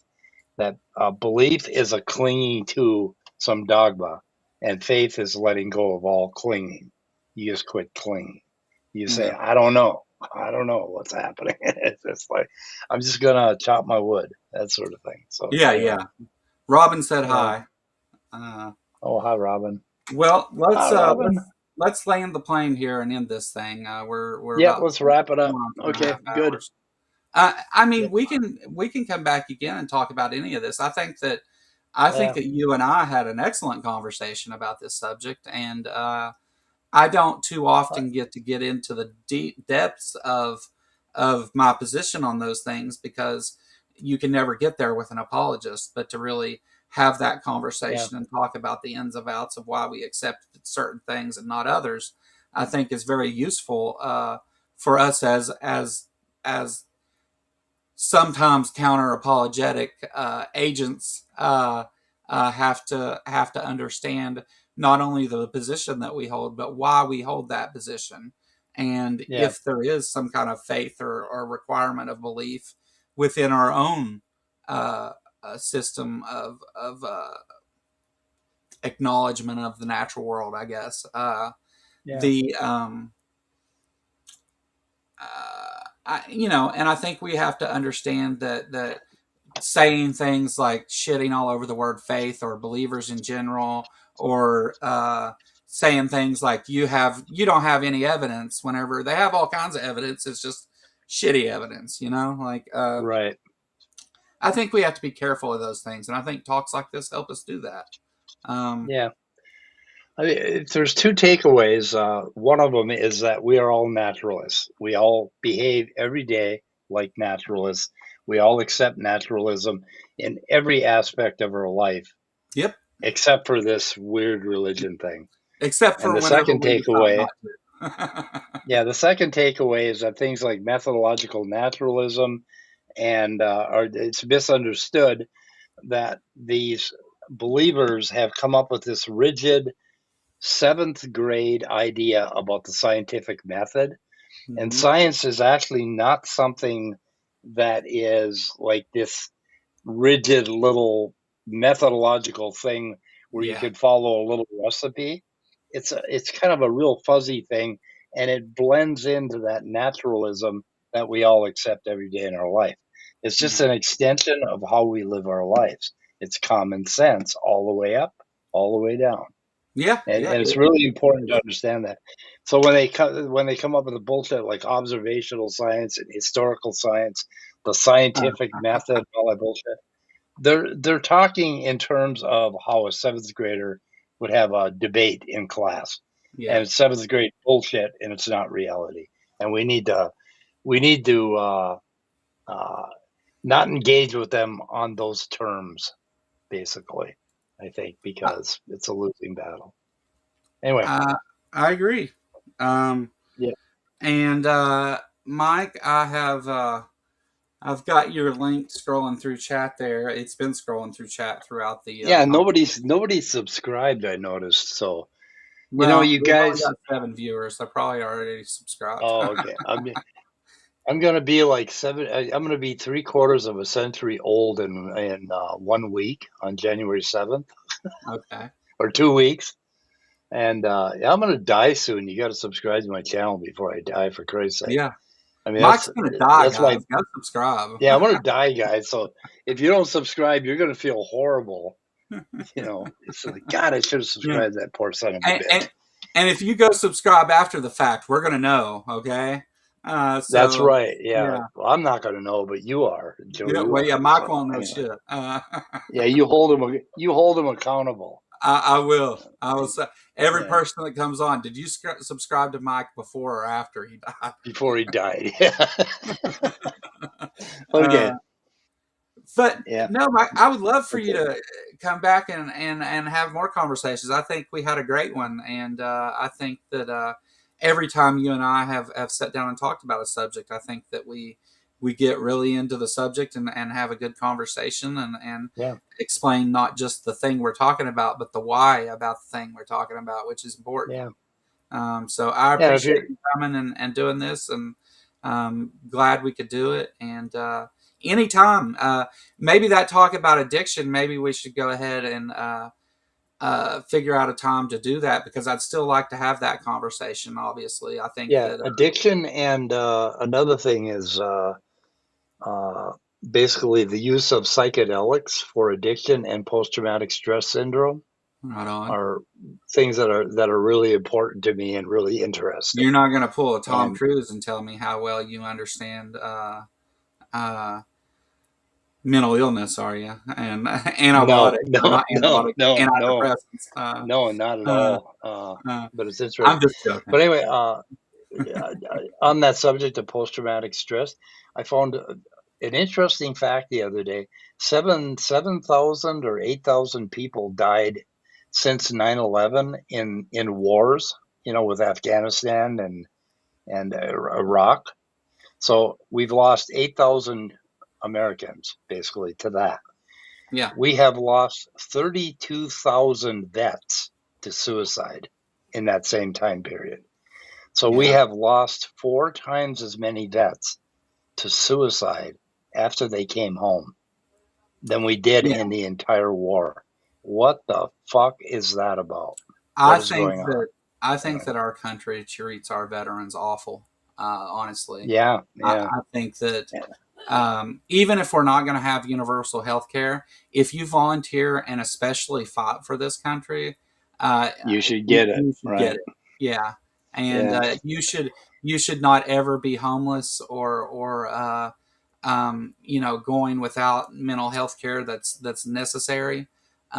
If yeah, you stepped up and did those things, and I come from a family of veterans myself, not one, but uh, I think that our country does our veterans awful, and so yeah, I can agree with you on that.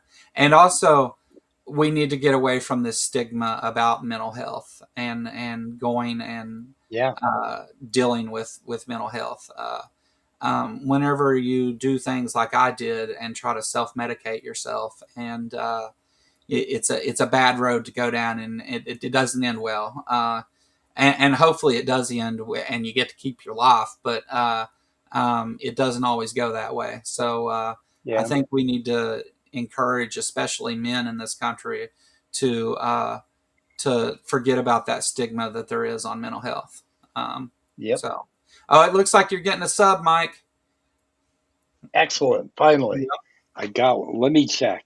yeah, yeah. It looks like Uh, Chixie Mary just subscribed. uh, Uh, okay, as a I could naturalist, die I'm now. not a. Okay. I Um, I I, I can let it go. I wish that we had more time to really get into this Okay, one let's right here, let's but let's let's get out of here. I'll acknowledge it. Let me acknowledge that it was said, and I'll just give you this. We'll come back to it. As a naturalist, I am not a materialist, and I see methodological naturalism the best approach to learning about nature. Not in itself a bad statement, but if you want to come Yeah, talk about that sometime, get a hold of me at the Kentucky Atheist at Gmail and come talk to me about it, and we'll get Mike to come back too, and we can have that I discussion. have I have gained one subscriber, and I would love to talk about materialism, physicalism, and naturalism. In the same Which I mean, conversation. the ideas, because there's a lot to be said about that. So if you would Yeah. have me on and thermal point, their mirror, Yeah. what are the, oh the mirror point. Wait a minute. The mirror point. I think I'm talking to you in comments somewhere, right? Aren't I? I'm not sure. But anyway. Uh, They said they yeah, would I'm love pretty to do sure. it. Yeah. Okay. Cool. So Okay, let's get out of here. We can yeah, go on forever. the Yep. mirror point. Send me an email, the Kentucky Atheist at Gmail, just so I have a way to talk to you, and we will set up. And me, you, and Mike will sit down and have that conversation if you want. Yeah. And we can figure out a date and time that works for everybody and all that stuff. Just you have to get a hold of me though if you want to do it. Um, Yeah. The but same with me. My email is in my description, I think, on my YouTube site. And yeah, I think we're having a talk about evolution on some other channel. I can't remember all the details right now. But anyway, I yeah, wanted to respond to you, your latest point, and I would love for you to come and have that conversation on my channel. So awesome, email me and we'll set it up. So, awesome, good stuff. okay. Okay. All right. Well, thank you everybody that came and sat through this. I appreciate you. None of this happens without you. Um, I hope that everybody that's here is subscribed to Mike's channel. We've been putting it through chat, and I will post it in there one more time. And Mike, anytime you're here, you can put this exclamation point Mike, and it will give a link to your channel. I don't care. Anytime you want to use it, I'll leave it Oh, active. I cool. do it for everybody. Because you Good. can't Thank post you. links unless you're a mod, but this way you can make the Yeah. bot post your link for you. So Okay. anytime you Awesome. want to use it, feel free to, and it'll post that right there. And say, head over to Mike's channel, Answers in Atheism, and subscribe. Tell him TKA sent you, and gives the link. So anytime that you want to do that, use it. But as for the rest of it, I'll be back tomorrow with something. I forget what I'm even talking about tomorrow right now, but I think I've got a scheduled guest, or I'm going to be somewhere else or something. But anyway, Cool. come on Thursdays for our political show where Robin co-hosts with me. We talk about politics and how it applies to the atheist community and to the Kentucky atheist community, which there are a lot of us here now.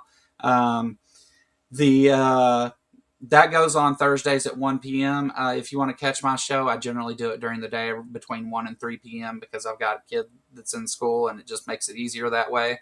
Although he's not in school today. But that's all I really got for you guys. If you're new to the channel, go watch the stream that I did with Mega Maniacs about World Harvest Church. That's a recent stream I did that's awesome. Really good one. Um, and for sure, subscribe over at Mike's channel. And thanks, Show guys. up on the 28th when I'm talking to Brandon Hendrickson, where he's going to explain how to convert creationists for Oh, sure, for certain. oh, Right. On the somebody 28th at always has noon, an I think. answer. I Somebody think it's always at has noon. the answer. Okay. Anyway, goodbye. But all right, thanks for coming, everybody. Later.